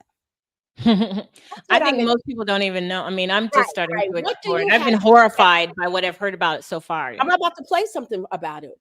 If you're going to critique us, if you're going to critique me, some of you are so busy trying to find something about me, right? Incongruent with who I say I am, so that you can dismiss all the other stuff I'm saying. Very rarely do I hear any real critiques about the actual message. It's always personal to me. And well, last time you said you were wearing black, and this time you said you were wearing cream. So y'all be careful who you listen to. It's like, girl, are you not listening to how in the realm of all of the things that I've talked about in my work in the past almost 15 years since I joined Black Women Centered Spaces, how often have I been wrong? Girl, While y'all are, I mean, honestly, I can't think of I one have been time. wrong at times, but how often and how Not about the big stuff. right? That's what I'm saying. So when I see people who want to nitpick and it's like, why can't what is it about us that makes it difficult for us to face the message? What is it about us that makes us feel like we got to sit and dissect the messenger and not face do you have any critiques, or do you have any conjecture or any alternate understandings to offer about Project 2025, the abortion stuff that's happening, the 4B movement. Like, do you have any other alternative ideas about that stuff? Or is it just about you don't like me, you don't like my tone, you don't like when I check and challenge you? If y'all are young women, you don't like being challenged by older women. It reminds you of your mothers and your aunties, and you don't like it, but you can't tell her, you can't talk slick to her, so then you try to do it to me. Right. But can you address what I am saying, though? I would love to hear people who have so much to say address what I'm saying. And please tell me, how wrong have I been? Here's another example of something that I was right about. And I'm still giving you the warning again, even though it's kind of late now. Do y'all remember when Black Lives Matter was really popping? And everything was about anti-racism, Black Lives Matter, and diversity, equity, and inclusion. Mm-hmm. Do y'all remember when I told you this is going to be short-lived? Yep. And if you're in it, get your money and get out, because when the backlash comes, Mm-hmm. when the backlash comes, they're going to come for all of that shit. And then remember in 2020, I think I did a series of videos where I did a video called Public Enemy Number One. And in that video, I talked about how during the Black Lives Matter movement, they successfully took the target off of Black men who at that point were considered persona non grata, right? The greatest threat in American society was the evil rapist Black man, right? And how through the course of that movement, through the iconography and through the movement itself being spearheaded by Black women, that they were slowly moving the target off of Black men and putting it onto Black women. And then I did a whole video about it. And then I showed you, and then they moved it from Black women to Black girls. Remember my ashy art collection, where I was showing y'all all of these art images that were coming out of little Black girls fighting the police with guns in their hands, blood dripping from fang. And I said, archetypes matter. And this is not being done by happenstance. They are purposely putting the image of the Black feminine as the main disruptor. The Colin Kaepernick book cover. Yes. But even before that, on the cover of Time magazine, Black women with their hands, fists up, Black women with their fists up, mouths open. And what did I say? I said it. Khadijah said it. Some of us were yelling from the rafters. This is not a good look. They are doing this on purpose. This is not a good look. And what did I tell you? I wrote a post called Transformers. Do y'all want me to read that post? I wrote a post called Transformers where I told you that they are pulling you down off the shelf to put you on the front lines to do their dirty work. And then when they're done, they're going to put you back. And after they put you back, and you have to go back to your life as a regular old Black woman and a regular old Black mother in a regular Black community, having to go to the system to work, having to send your kids to their schools, then you're going to see it. You are going to see what their answer to your BLM. And what did I say? And you won't see it coming. You won't recognize it because they're not going to march and protest. They're not going to yell and scream and put picket signs and do lions and die-ins. No, what they're going to do is they're going to rezone your schools out of any kind of real funding. What they're going to do is they're going to come for your DEI. They're going to come for your DEI. And when you look up, you're not going to be able to get a fucking job. Yep. And what has happened in 2023 and 2024? They came for your DEI. They are striking down any race-based programming in colleges, in schools. Listen, y'all can stay mad at me if you want because you don't like my tone. You think I'm uppity. I don't know what the issue is. You think I'm condescending. You think I'm mean. I don't give a fuck. I am rarely wrong about this stuff. No, you're absolutely. They are coming for. You're an oracle. I want to say this too, just really quick, so people understand. There's this. Oh my gosh, theory. It's called the Overton window. Do you guys know what the Overton window? The spectrum of ideas on public policy and social issues considered acceptable by the general public at a given time. So what happened after the George Floyd incident was the Overton window for Black Lives Matter, DEI, fight white supremacy, whitey is bad, was wide open. But then society has gotten to a point to where it is no longer tolerable. It has gone too far. So think of the Overton window as shutters, and so this shutter has been open. It's closing, and the other shutter that's going to the right is beginning to open. And that Overton window, a conservative, where all of this stuff is going to start going away. One thing that I've been seeing is an uptick in news articles of Black women behaving badly, right? Can you guys, Kendall, have you been seeing that? Like the mayor who is pilfering funds from the local township, and we started with the Cotton Gate. So it seems to me that there is more and more news about Black women in power behaving badly. There was an article about a woman who pilfered an old lady's, she was a councilwoman, pilfered this old lady's funds, took like $100,000. So there's a reason why they're doing this. They're putting this stuff up on the forefront because we were on the forefront when the Overton window was right here. And so now that window is shutting and it's opening the other way. And so now it's all about discrediting that, putting the people in power, particularly the women. I haven't seen a lot of stuff from the men. Do you find that interesting, Kendall? Like, my headlines aren't about a bunch of, there's Mary Adams, like they're always going after him. But for the most part, what I've seen is a lot of Black women in power. There was a woman in Facebook who was outed for not, that was in DEI, that wasn't handling funds properly, that was hooking up her family members, et cetera, et cetera. That's making national news. Like, does that need to be? You got to ask yourself, why they're building the case. Yeah, well, it's the backlash. It's exactly what I predicted. It is the backlash. Did y'all think that they were just going to let y'all get away with that? Exactly. Here's the deal.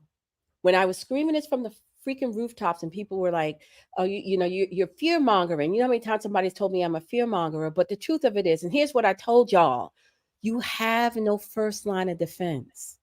Mm-hmm. So when you go back to when all of this stuff is done, because I knew BLM wasn't going to last but so long.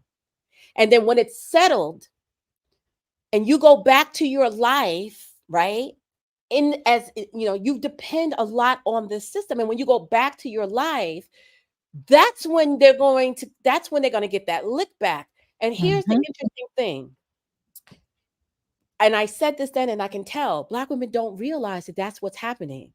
So I was on TikTok and I saw a series of videos, and I was trying to see if I could find one where there was these Black women who work in corporate America or work in business, corporate women or not, nonprofits, who were saying, has anybody noticed, is anybody else, experiencing an uptick in microaggressions? Is anybody else noticing that it seems to be a little bit more hostile at work? Is anybody else, getting turned down for promotions? Is anybody else getting written up for stupid stuff?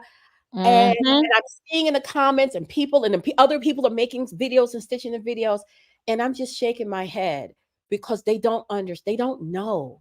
They think it's just racism as usual. They don't understand what's happening. This is the problem. We don't have long vision. So they're not connecting the dots that this is not just a normal racism, right? This is the payback. This is getting the lick back. This is, you have no first line of defense, and you still got to go to these people for a job every day. You still got to go to these people for zoning for your kids' public schools. You still got to go. And now you done put your face on the cover of everything with your mouth open and your hand up, screaming, fuck the police. So for a prime example, last week, when the New York punchers were running around giving speed knots out to white girls in New York City, do y'all know how many comments I saw from white people saying that this is Black women's fault for for pushing defunding the police. Mm-hmm. So what I was warning of, Khadijah talked about it, you talked about it, so many of us talked about it, is that you don't have a first line of defense that can catch you when you fall from when the dust settles from all of this, and you just go back to being a regular old Black girl who got to survive in the United States. You're going to be, as individual women now, taking on the system. And I don't think that you're making the connection to how vulnerable you're going to be. And I can see that they didn't make the connection because they're still confused. They're literally confused about what's happening. And it's like, so here, let me tell you, because we've been talking about this in my private group. So what is now happening with the DEI thing is this. And this is why I warned y'all years ago to get out. If you were in it, pivot. Court cases are coming up all over the country. The same people that went to Harvard and tried to fight affirmative action at Harvard are now bringing hundreds of court cases against all of these companies for their diversity, equity, and inclusion programs, saying that, and bringing plaintiffs who are accusing the company of racism because they didn't get a job or because they weren't qualified for a specific grant or whatever. And so what is happening is the companies are now, everybody's becoming afraid that they're going to get sued. And even if they don't lose, just that's going to take money to have to go through the court system. So here's what's going to happen. I'm making another goddamn prediction. Because companies are now afraid of being sued for racism, and let me tell you, they're using our Civil Rights Amendment for these court cases. They're using what our ancestors fought and died for these court cases to strike down DEI. And they're doing it to all of these different companies and all different kinds of injury. And so here's what's happening. Because companies are now afraid of getting sued, they're getting rid of their DEI or anything to do with DEI. But let me tell you where this comes in for you guys. Because Black women spearheaded BLM, and we were the ones shaking the tables, right? Now they're going to start thinking twice about hiring Black women, even Black women who did not have anything to do with DEI, because they see you as a potential disruptor. And if you come in and you start doing anything weird, if you have any DEI on your resume and they hire you and put you in some kind of position of authority, and then some white guy comes up and decides that he don't like the fact that he didn't get a promotion and somebody else did, he can say, because of your DEI background, that company is practicing discrimination, and sue the company. So that, I mean, there are people in Trump's camp that are trying to make reverse racism a thing and bring it forth in the legal system. That's what's happening. And so Black women are now the face of DEI. Listen, do the math here. Black women are now the face of DEI. For those of you who are asking, DEI is diversity, equity, and inclusion. It's all the fix the racial issues stuff, right? And so DEI became very big during after 2020. It was already kind of getting there, but in 2020, after George Floyd was killed, then everything, y'all remember, everything was about DEI, right? Black women were spearheading this. We're in corporate America. We're in the private sector. We're in the public sector. We're everywhere because, of course, we are the social justice warriors who want to fix everything. So we're everywhere with our fists up. We're everywhere talking about DEI. So fast forward to 2025, 2024, 2025. Now they're striking down affirmative action. So they're striking down affirmative action. And so now they're bringing court cases against all of these companies. The companies are freaking out. So they're getting rid of their DEI. They're getting rid of their anything affirmative act. They're getting rid of it because they don't want lawsuits. They're also going to start being real funny about hiring Black women that have anything to do with any kind of race stuff. Because if they hire you, you become a liability for a lawsuit in the future if somebody comes in and says that they're discriminating against me because I'm a white man. And they say, how did you say that? Well, look at this woman that you have sitting here in HR. On her LinkedIn, it says that she was the head of diversity, equity, and inclusion at her last 3 jobs. So, oh my God, her last 3 jobs. The short-sightedness that I was trying to point to when I was telling y'all, be careful about this BLM stuff, because when the dust settles, nothing is going to really have changed. Black men are going to be somewhere checked out, and you're going to now be having to face this system by yourself. And that is exactly what is happening. And so what is reporting now, there was the article that just came out. Where was it, y'all? Somebody in my group, we just talked about it in the group. The article came out of Black women talking about how they're finding it hard to get jobs. They're finding it hard to stay employed, and they are still not making the connection. Well, some of them are making the connection because they are saying that some of this is a backlash to DEI. But I don't think the average Black woman who doesn't understand. She does not making the connection that this is related. She may just think this is general racism. She doesn't see this as a direct result of BLM. So she's confused about what's happening. She doesn't understand, but I understood it. I knew it was coming. I told my ladies, if you are in DEI, pivot and find a way to pivot out of that, get that off your resume, get it off your resume, because I knew what was going to happen. I told them on Clubhouse. I told them on Facebook. I told them, and some of my ladies did do that. They did do it because they understood, they listened, and they got out before the shit hit the fan. This shit that is going on is real. And so if you are so busy worrying about my tone, right? And whether or not you think I like you personally, and you're not listening to the message that I'm sharing, then you may be a person who has to find out the hard way, when you could have listened a year or 2 or 3 or 5 or 10 before and spared yourself. So yeah, I want to play this video clip really quick. This is an example of more of the media emphasis on, thank you, more media emphasis on singling out Black women, trying to make the case that affirmative action does not give you the best and brightest, that DEI is inherently racist, that we've got the wrong people in the wrong place because of woke politics. Maybe the most chaotic meeting yet in troubled South suburban Dalton. Nate Rogers sorting out another confrontation involving the mayor, the board, and the public. Nate. Yeah, guys, this Board of Trustees meeting ended early tonight with 4 trustees actually walking out abruptly. The village clerk left early as well. First, I want to paint a picture of what all we were able to experience. It was very chaotic, and to be quite honest with you, frankly honest with you, it was even scary at times. I want you guys to say, do you notice that who's reporting this? Make no mistake that that's also strategic. For those of us that were inside of the meeting, there were folks banging on the windows and doors of the village hall. About 100 residents showed up at the meeting tonight, but only 42 residents were allowed inside. They had to walk through metal detectors, and they were wanded down. Before I take you inside of the meeting, I want you to listen to what happened outside first.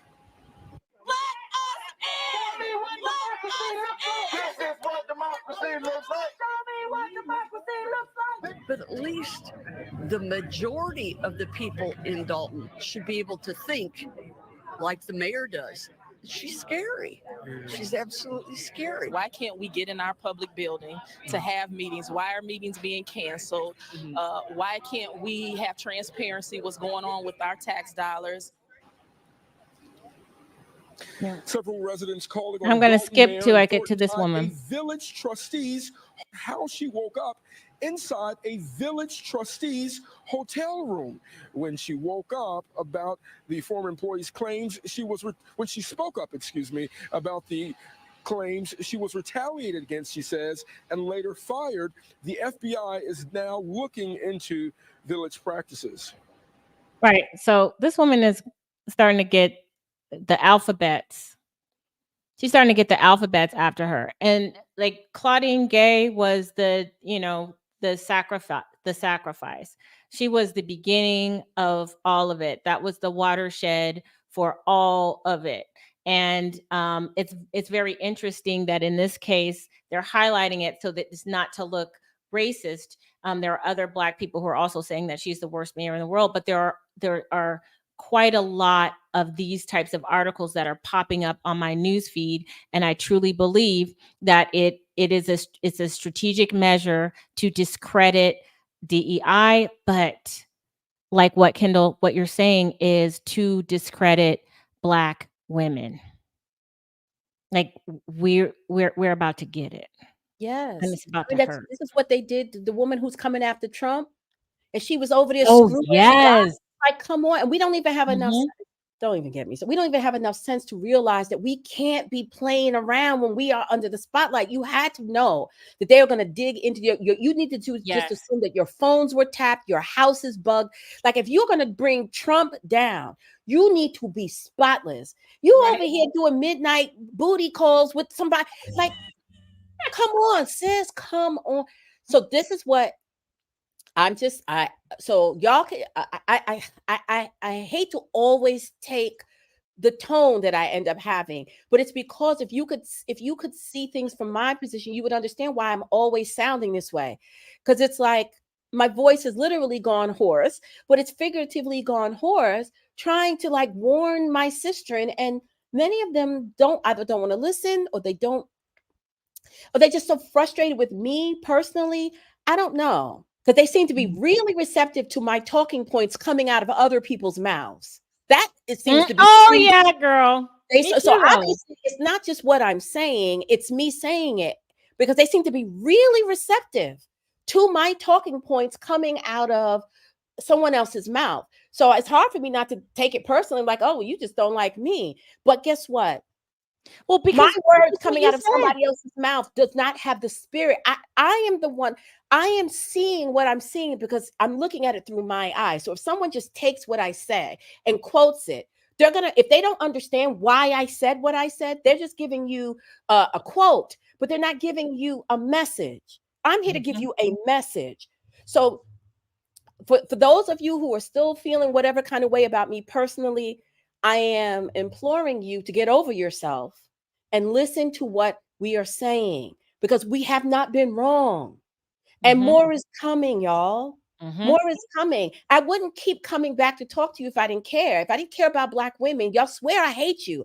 But it's like, if I did not care about what was happening and what is going to happen to us, then I would not keep coming back. Like, I can just stay underground and do what I do. And that's primarily what I do now. I'm not on Clubhouse. I'm not on Facebook. I'm not on YouTube. Yeah, we Like, both have private groups, you guys. yeah, So I've gone they've under. been asking. Yeah, we both have private groups. Because at some point, it's just like I get tired of the warfare and the attitude, and people don't want to hear my wisdom from me. You want to hear it from some young 22-year-old girl who don't know what she's talking about and who's missing half of the message because you relate to her. When I talk to you, you feel like you're being chastised because I'm an older Black woman and I'm talking to you like an older Black woman. So you don't like that. You want to listen to someone you think you're on even playing field with. But then you're missing the message. The message is you're not on the even playing field with me. I am older. I am wiser. I am ahead of you. And so listen to me when I am warning you about certain things. You can believe what I am saying because I've been ahead of you and I see what's ahead of you if you do not make changes. How can the 23-year-old girl bring that to the conversation? She can tell you, don't screw Black men. That's good. That's good if that's what you need to hear. But is she making you understand why? Why do you need to be careful about screwing certain kinds of Black men? Why, sis? Yeah, they're just throwing out things. Don't have Black male babies. Okay, where's the context? Right. Because then it's date out. Okay, what's right. the context? So then you got young girls who are out here thinking that because you told them don't date a Black man, that any old non-Black man will do. And then they go over and then they end up becoming a baby mama to some Arab guy's baby who's going to go back to Dubai and marry his Arab wife. And you and your mixed race baby ain't never going to see her. Like, you got to go deeper. It's not just about behavior. It's about the mindset. But even more than the mindset, it's about the spirit of stepping in your power as the feminine, not just as a defensive pretense, not just to keep Black men from hurting you. You need to step into the offensive. The offensive mindset is different than the defensive mindset. And maybe at first you need the defense. That's the no nigga diet, right? I don't know what I'm doing. I can't trust myself. So let me just stop everything. And that's a good place to start. But if 10 years you're still doing that, girl, you didn't get it. You should be at the point now where you're taking the offensive. You're not just doing things to prevent yourself from getting hurt. You're actively choosing things that are going to do you better. Mm-hmm. Mm-hmm. And I think that it's difficult to learn that from somebody who just graduated from high school.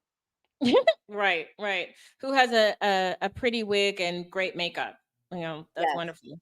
And here's the thing too. A lot of these people who come and go, um, just look at the timeline. We've had the benefit of being around here for a long time. Why are we still around?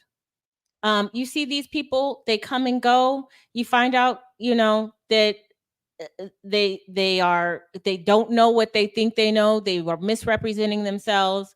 But you have people who have been who they are since day one. Kendall and I, we've been who we are. We have, we adjust our message to, what's going on in the world so that we can give you guys better tools. But for the most part, we have been extremely consistent with what we've put out there. Kendall, that people want to know about private group, all this other stuff. How do you want to handle that? I'll give out the information at the end. I'll give out the information about if you're interested in my platform. I'll give it out at the end. Okay.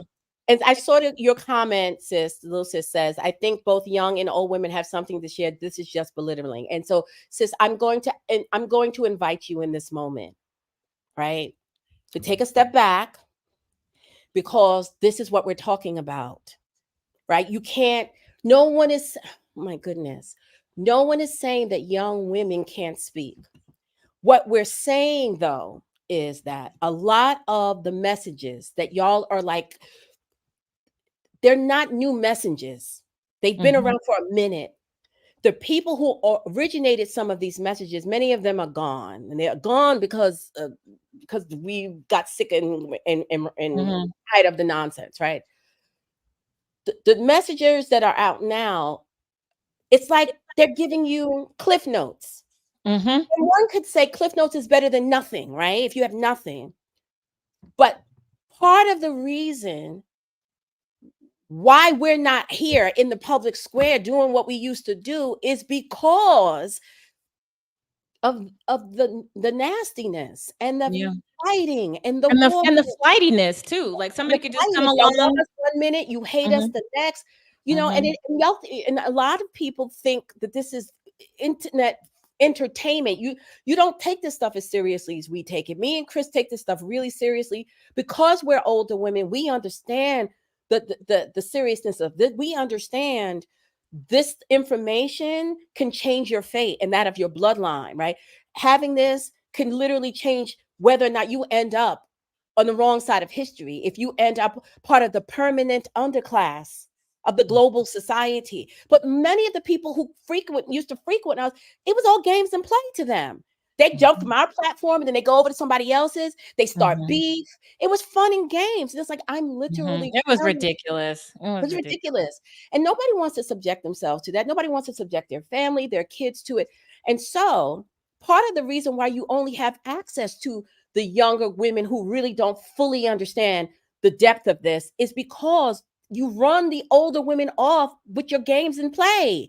And it's like the older women are the ones who really get it. Here's what I'm saying. It's not that I don't think that there's any place for younger women. Younger women do need to speak.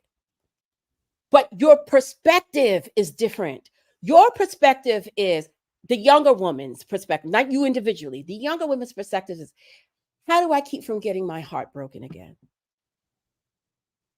That's a real perspective, right? How do I stop from getting done dirty and played in a relationship with a dude? That's a real perspective. And that is something that is very important to your average 20-something-year-old woman, right? I don't want my heart broken. Okay. So that's fine. And you can talk about that. But the longer vision is, how do my romantic and reproductive choices affect what is happening politically, socially, economically? How is what I do and how I experience romance, relationships, sex, reproduction, how is that factoring into what's happening politically? Exactly. How is that factoring into the abortion ban? How is that factoring into Project 2025? Most 22-year-old women are not concerned about that. They're concerned about whether or not that nigga texted her back or not. So when you are listening to our... Or they're trying to figure out if the guy is going to go 50-50 or this if, 50-50 talk, this very local talk, Mhm. local, intimate, local talk. But what we understand, because we're older ladies, is that your life, you won't spend your life between 20 and 30. That's literally 1 decade of your life. You have, if God is willing, you have many more decades ahead. Mhm. And what you do now is going to affect what those decades look like past the youth and beauty phase, past the am I going to get chosen phase, past the, what you do now, what you focus on, what you pay attention to will determine where you land at 50 and 60. Mhm. Only Mhm. an older woman can understand that. A 22-year-old can't. So when a 22-year-old takes portions of our message and gives it to you at that local level, that's okay. But unless you have older, wiser women or someone who is wiser, it doesn't necessarily have to be older, usually it is, who can come in and get and help you pan out so that you will realize this is bigger than just your small individual life choice. That what these people are planning is to take your individual life choice and throw it into a pot and mix it into something that may be good for you or may be bad for you.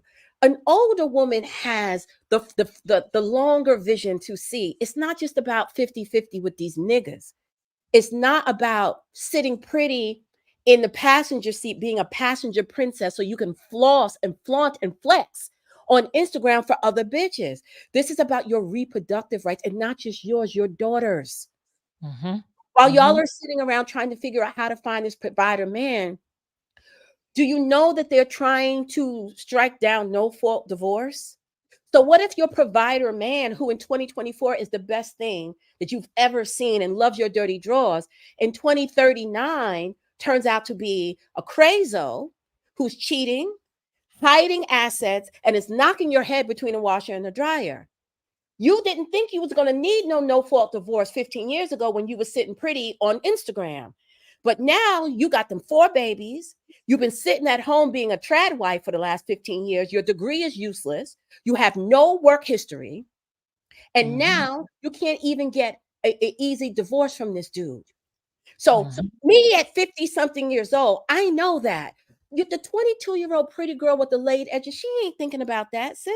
All she thinking about is what kind of ring she got, and does she, is he taking care of her? Is he her provider husband? She's Mhm.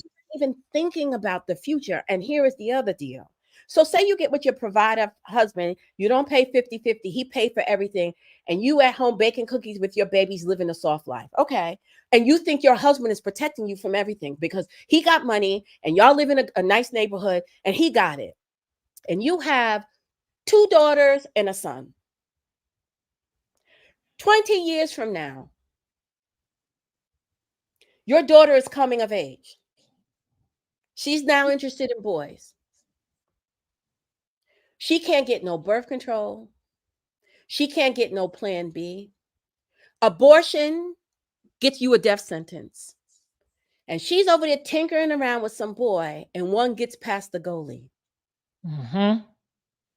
They got abortion trafficking laws now in place because Project 2025 has been in play for 20 years, and we're now living in Gilead, that say that if you try to take her anywhere to get that situation taken care of, you can You go will to get jail for the rest of your prosecuted. life. Mhm. Mhm. Your Exactly. protector provider, non-50-50 man cannot protect your baby girl from her own biology in a world that is trying to weaponize it against her. Mhm. So when y'all are sitting around focusing exclusively on romantic relationships, going back and forth, bantering back and forth with these dudes, back and forth, you're thinking small, you're thinking locally when there's a whole other thing going on. And since y'all all talking about having babies and stuff, are you not thinking about the world that your babies are going to live in? Are you assuming that if you get this provider man, he's going to protect you from everything? Everything. Yeah. That's what y'all are thinking. I know that's what y'all are thinking. So you follow behind the pretty girls who got the man with money and who drives the nice cars and shows you going shopping with the name brand bags, and you lose yourself in the escape of that rather than having to think about what is actually happening in your world and how is that going to affect how you move and your choices. You're using it as an escapist fantasy, and it's going to come back to bite you. So And I when want to say this too, really quickly about all of this, about all of these conversations and the value of retreating and going behind the scenes is, I don't know if you guys realize that all of these conversations that you're having about, how you want to live soft life, that you want a provider, strategies, tips to try to, do all this to get a man to do these things so you can be protected and all this stuff. Like, you do realize that everybody, including you, sees these feeds. They see these conversations, and men are adjusting. Men are not as stupid as you guys think. They are making adjustments. They are not going to be so quick. Like you're not going to be. I can see it even in the dating world that I'm in. Like, these guys are getting hip. There are two things I want to bring to your attention that are not wise that are happening when you're having these conversations in public. And Kendall, I'm going to have to go because I got company here. In the 48 Laws of Power, Law 3 and 4, Law 3 is conceal your intentions. We're putting a lot of stuff in the public sphere. We're putting a lot of stuff in the public square about our intentions, about what we want to do, how we want to manipulate who, what, and where.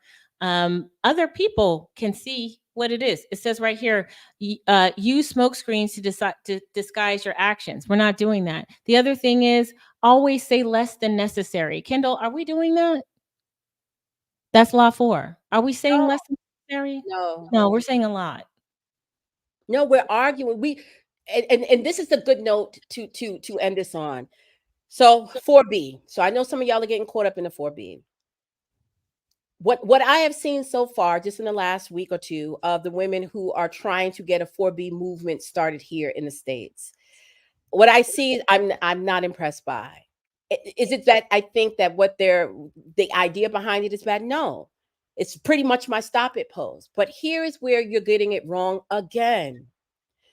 When I go on TikTok and I see these conversations about 4B, and I'll go, a live will come into my feed, my FYP. And so sometimes I'll sit and listen to the live. I watch the live, and there's a whole bunch of dudes on stage. And the women are bantering back and forth with these dudes about the viability of 4B. And that's how I know this is not going to work. Because 4B is no. Right? No men. You're removing men from your personal life, right? And you're already violating that by interacting with them, talking with them, and trying to explain to them and going back and forth with them and arguing with them and justifying your decisions. So I know you're not, this is the same thing divestors are doing. You keep Oh my going, God. you want to have the same, so you're not serious. You are using the idea of 4B to try to hurt the men. You're hoping they'll say something to you that'll make you change your mind, or you kind of threaten them with abandonment. Like, I'm leaving. I really mean it. I'm leaving right now. I'm walking out the door. I'm turning the knob. And it's like, if you were truly serious, then you wouldn't give a fuck what they thought or felt. You would not have them on stage. You would not have them in your rooms. You would not. The fact, this is the same thing y'all was doing on Clubhouse, and I told y'all don't do it. Nobody want to listen to me. Y'all say I'm an old bitter bitch. Fine.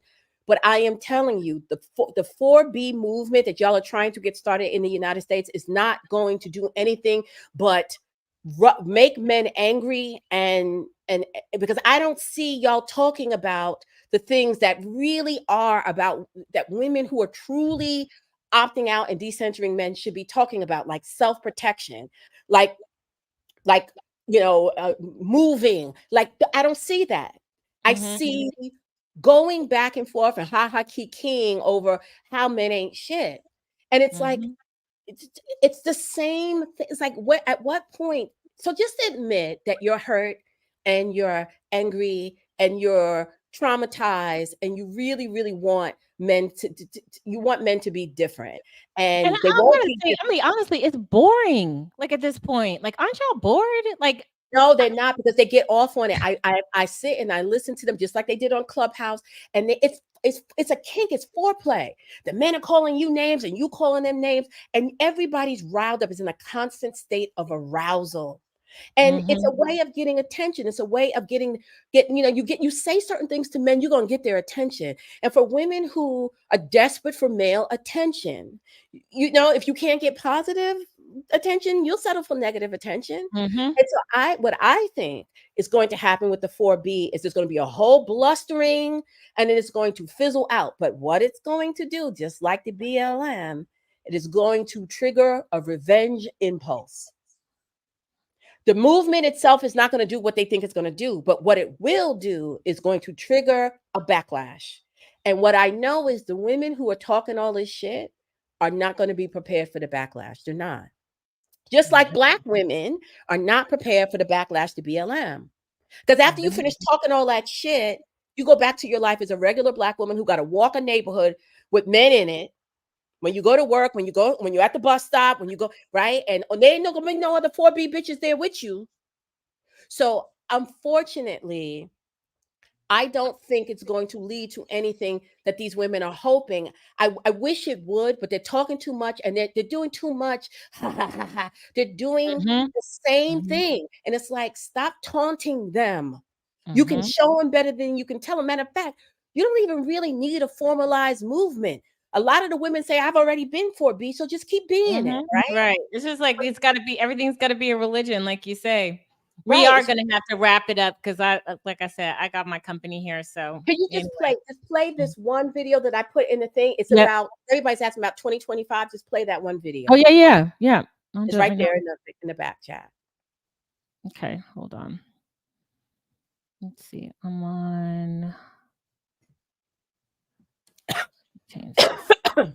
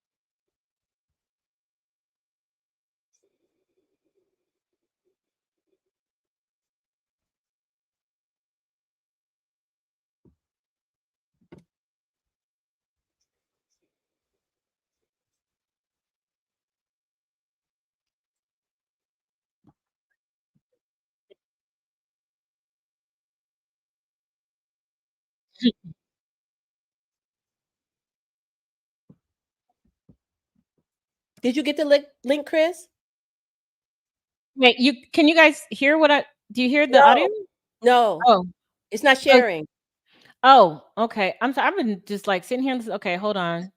I wish somebody would. I'm all on the thing listening to this. Hold on. I'm sorry. Let me go to stop the screen. Present. I'm sitting up here thinking y'all were. Okay, I'm sorry. I didn't mean to do that. No. Okay, can you see it now? Yes. Okay, I'm gonna let it go from 0. 2025 doesn't just demonize single mothers, it wants to change policies to punish single moms and perhaps even remove children from single parent households. Don't take my word for it. Let me show you. Their top priority is promise number 1, restoring the family as the centerpiece of American life. And they specifically call out unmarried mothers as a reason that the American family is in crisis. 400 pages later, when you get to their section on the Department of Health and Human Services, you see that they want to rewrite what the definition of a family is to be comprised of a married mother and father and their children, saying that currently Health and Human Services is too focused on LGBTQ plus equity and subsidizing single motherhood. and saying that these policies should be repealed and replaced by policies that support the formation of stable married nuclear families. It's not enough to be heterosexual, by the way, because they also call out homes with non-related boyfriends as being one of the most dangerous places for a child. And they don't much like surrogacy either. In the context of emerging reproductive technologies, Health and Human Services should never place the desire of adults over the right of a child to be raised by the biological fathers and mothers who conceived them. Here's a horrifying paragraph. The Secretary of Health and Human Services anti-discrimination policy statements should never conflate sex with gender identity or sexual orientation. Rather, the Secretary should proudly state that men and women are biological realities that are crucial to the advancement of life sciences and medical care, and that married men and women are the ideal natural family structure because all children have a right to be raised by the men and women who conceived them. They also want to promote reunification as a part of child support, which is terrifying for domestic violence survivors. And they want to institute a healthy marriage and relationship education program in every state-level high school in America, with curriculum on healthy marriages. Oh, I wasn't kidding about child support either. Child support in the United States should strengthen marriage as the norm, restore broken homes, and encourage unmarried couples to commit to marriage. There's also a line in here that basically says that if you're the parent of a transgender child, that is child abuse.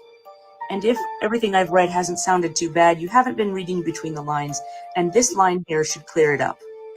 But the pro-family promises expressed in this book and central to the next conservative president's agenda must go much further than the traditional narrow definition of family issues. Every threat to family stability must be confronted. This resolve should color each of our policies. And any family that's not a heterosexual married family, that's a threat to them. And so what they are saying, that the nuclear family with the heterosexual family with the male breadwinner and the female homemaker is the basic building block of their civilization. And anything that goes against that is an enemy of the state. Yeah. And that's very binary thinking. Yes. And 70% some- of Black women's children are born out of wedlock, y'all. Mm-hmm. So if y'all Guess think who that's going to get canary in the coal mine for real. Yes. Yes. So on that note, I hope that something we said today was helpful. Thank you, Chris, for meeting with me today and having this catch-up session and great. just talk about what's going on, and maybe some things have been cleared up once again. And just a little reminder of, that, we put in a lot of work for this work. This stuff has cost me and Crystalline a lot in our own lives, and we did it for you guys. We did it for you guys. And for those of you who were able to hear the message and make use of it, I'm very glad. And for those of you who are just finding us now, hopefully you can glean something. I have a private group. Crystalline has a private group. If you are interested in joining my private group, you can get on my email list. My email list is hold on, I'm gonna type it in the put it in the chat. In the chat is ksc-admin@protonmail.com. And when you email me, just put email list request in the title, email list request, and then in the body of the email, just put your first name, your last name, your real names. Don't give me nicknames. Your first name, your last name, and whatever email address you want added. And then I'll add you to my email list. And the next time an invite for something goes out, you can get it. Yeah. And as far as my my private group, a lot of my courses are there that have been enhanced. So you guys know I did the pink pill back in 2018. Kendall actually thought of the name.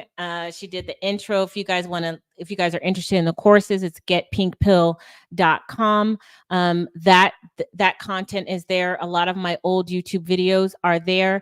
But one thing that we focus on and we don't even really talk about relationships. There's probably quite a few people, if for those of you who are in the underground now, who are listening, we are covering much of what has been discussed. We're covering the politics. We're covering work. We're covering like how we're going to navigate with all of these things going on. So this is something that we cover on a regular basis, and we do it in private because it's very difficult to, again, have this on the public square, and it's not even wise to do it.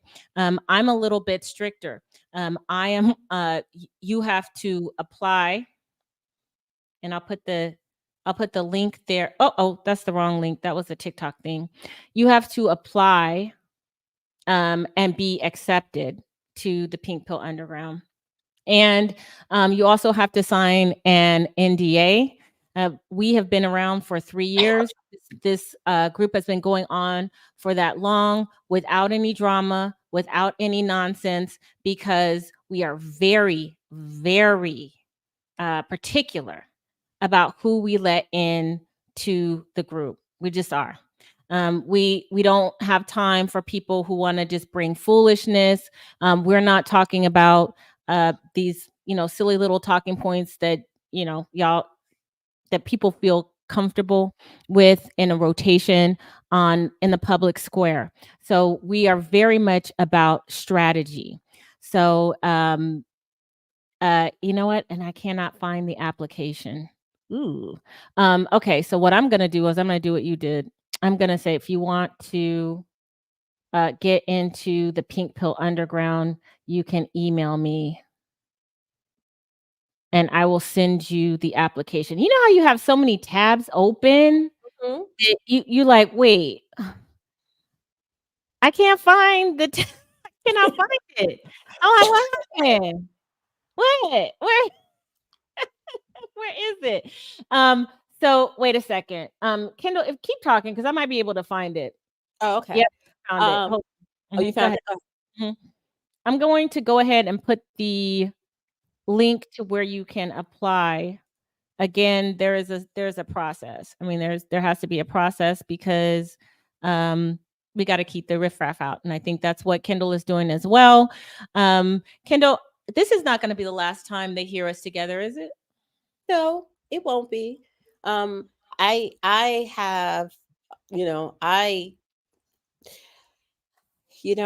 I said it, I don't want nobody who don't want me. So Mhm. I went underground because, it's clear that when I show up, people get triggered, and I was on Clubhouse for a while and that got gully and people just get in Mhm. their feelings. So I'm Mhm. like, you know what? Maybe more history needs to unfold before it gets easier to accept. Mhm. COVID was the great reset. The reason why people are willing to listen to what we have to say now or messages like ours is because COVID reset everything. It blew up the whole Black love fantasy. It made Black women realize how vulnerable they were, that Black men were not coming to save them. Kevin Samuels was over there telling them they are 5 at best. Shit has gotten real for them. And that is part of why they're willing now to listen a little bit more than they were before. So maybe, Mhm. maybe I will start being a little bit more public now, but I'm not going to be nowhere where people don't want me. And Mhm. over the years, it's been made clear to me every time I come up public, it's always some drama and some warfare. And it's like, I don't have time for this. Like, I am a grown woman. I got grown stuff going on. And I'm not trying to force nobody to listen. If you don't want, so we'll see. We'll see. I don't have any problems doing public stuff, but I think other people do, and I don't want their problem for me to become my problem.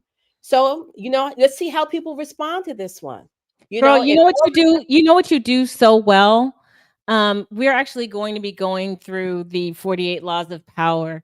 I'm going to be doing, I think, 48 days of people who have nailed it in the 48. And I'm going to try to focus as much as I can on Black women who have either nailed the 48 laws of power or failed the 48 laws of power. But you have Law 16 on lock. Use absence to increase strength and honor. Like, girl, this is you. And I did it, but not in a strategic way. I did it to just preserve my mental health. What I have seen since we've both left the scene is that, there's not a lot. I mean, how do you guys feel about the enriching content on YouTube? Is it as rich? Is it as dynamic? I'm gonna say probably not. I'm here on YouTube and I'm online all the time. There's nothing comprehensive at all. So so we're gonna be going over that. But Kendall, I just wanted to give you your flowers on that. You have Law 16 on lock. Did you know that? I don't know if you Well, I mean, ultimately, is you're not gonna make the sacrifice out of me. And what I feel like is that ultimately Black women want to make the sacrifice out of other Black women. And I'm not going to have that. I'm not going to have y'all undo me and fuck up my life and have my, world turned inside out because I'm trying to help you because you're triggered or whatever this. I'm just not going to do it. So if I'll let y'all decide. If people can handle this graciously without it turning into some huge thing, without all the weirdos coming out the putting up websites about us and stuff. I mean, y'all, the stuff that goes on is absolutely insane. Oh my God! Yeah, people are weird. They're weird and they're obsessed and all that. So it's like, let's see how people respond to this. And if people they might be ready. I don't know. I mean, put a one in the chat if you think that you're ready, and if you think the climate is ready for us to come back. I want to see. Put a 2 if you think we should stay where we are. No, I'm seeing a lot of 1s. Well, one thing that you should need to do is make sure that you're subscribed. I'm out of the algorithm for YouTube because I haven't been doing much. So what will help is if you guys subscribe. So there are 1,200 of you on right now. It's really simple. Just subscribe, hit the notification bell. I'm going to be doing a lot more content. Kendall's going to come back. We're going to have another 3-hour conversations. There's a lot of stuff, Kendall, I want to talk about too. We didn't talk about the respectability politics thing. I think we should talk more about Project 2025.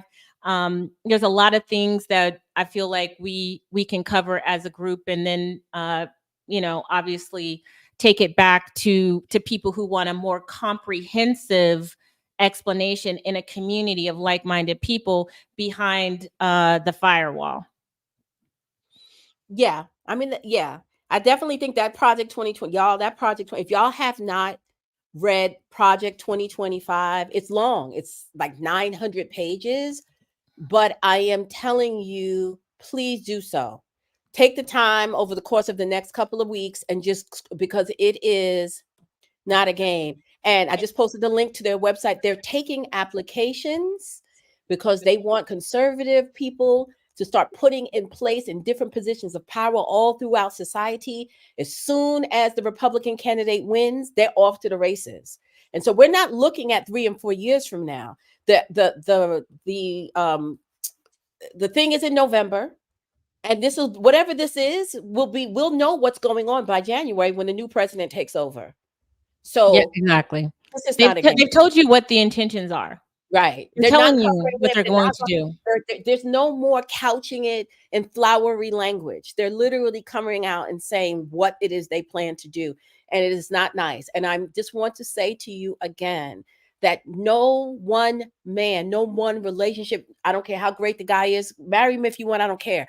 But please do not believe that one single relationship, partnership, marriage, or anything is going to protect you from all of this stuff. You need to be thinking in a very, proactive way. Make sure that you got your birth control on lock. If you know that you don't want to have any children, for sure, go schedule your tubal ligation. Because when they strike down Obamacare, your insurance will not cover it. This stuff is not a game. So yeah, I think we definitely probably should come back and talk more about 2025, girl. Oh, absolutely. Take especially some aspects as it relates to family. Y'all wanted to be reckless with your wombs when I said no wedding, no womb, but here we go. Here we go. Kendall told you to stop it. y'all didn't stop, so here we go. All right, guys, thanks so much, Kendall. It was a pleasure to have you. It was nice to see so many of you guys show up. Again, we'll probably be doing this again. I'll put some links to where you can find us in our private groups. And Kendall, can you just text me the email list, because I'll put it in the comments after the fact. I'll put it in the description box. Okay. Okay. All right. Yeah, I will. All right. Okay, guys, that's it. I hope this was helpful for you. Again, think very critically. Think critically. You will not lose. Question your beliefs. Listen to wisdom. Take more time than 30 seconds to listen to somebody who tells you something and doesn't give you any context. It is imperative to your life for you to go deeper. So it's very, very important. If there's anything that you can get from this conversation, is go deeper. Go deeper. Do you have anything closing you want to say? No, I think that's a fitting ending. Ask a different set of questions and ask a deeper set of questions. Absolutely. And know your power. Yes. Know your power. I'm going to give you guys an example. There's this saying, at the circus, they have the little elephant, like the baby elephant. They put the shackle on the elephant so it won't get away. But as that elephant grows, that elephant has all the capability to snap that chain like a rubber band, like a string. But they don't, because they've been conditioned.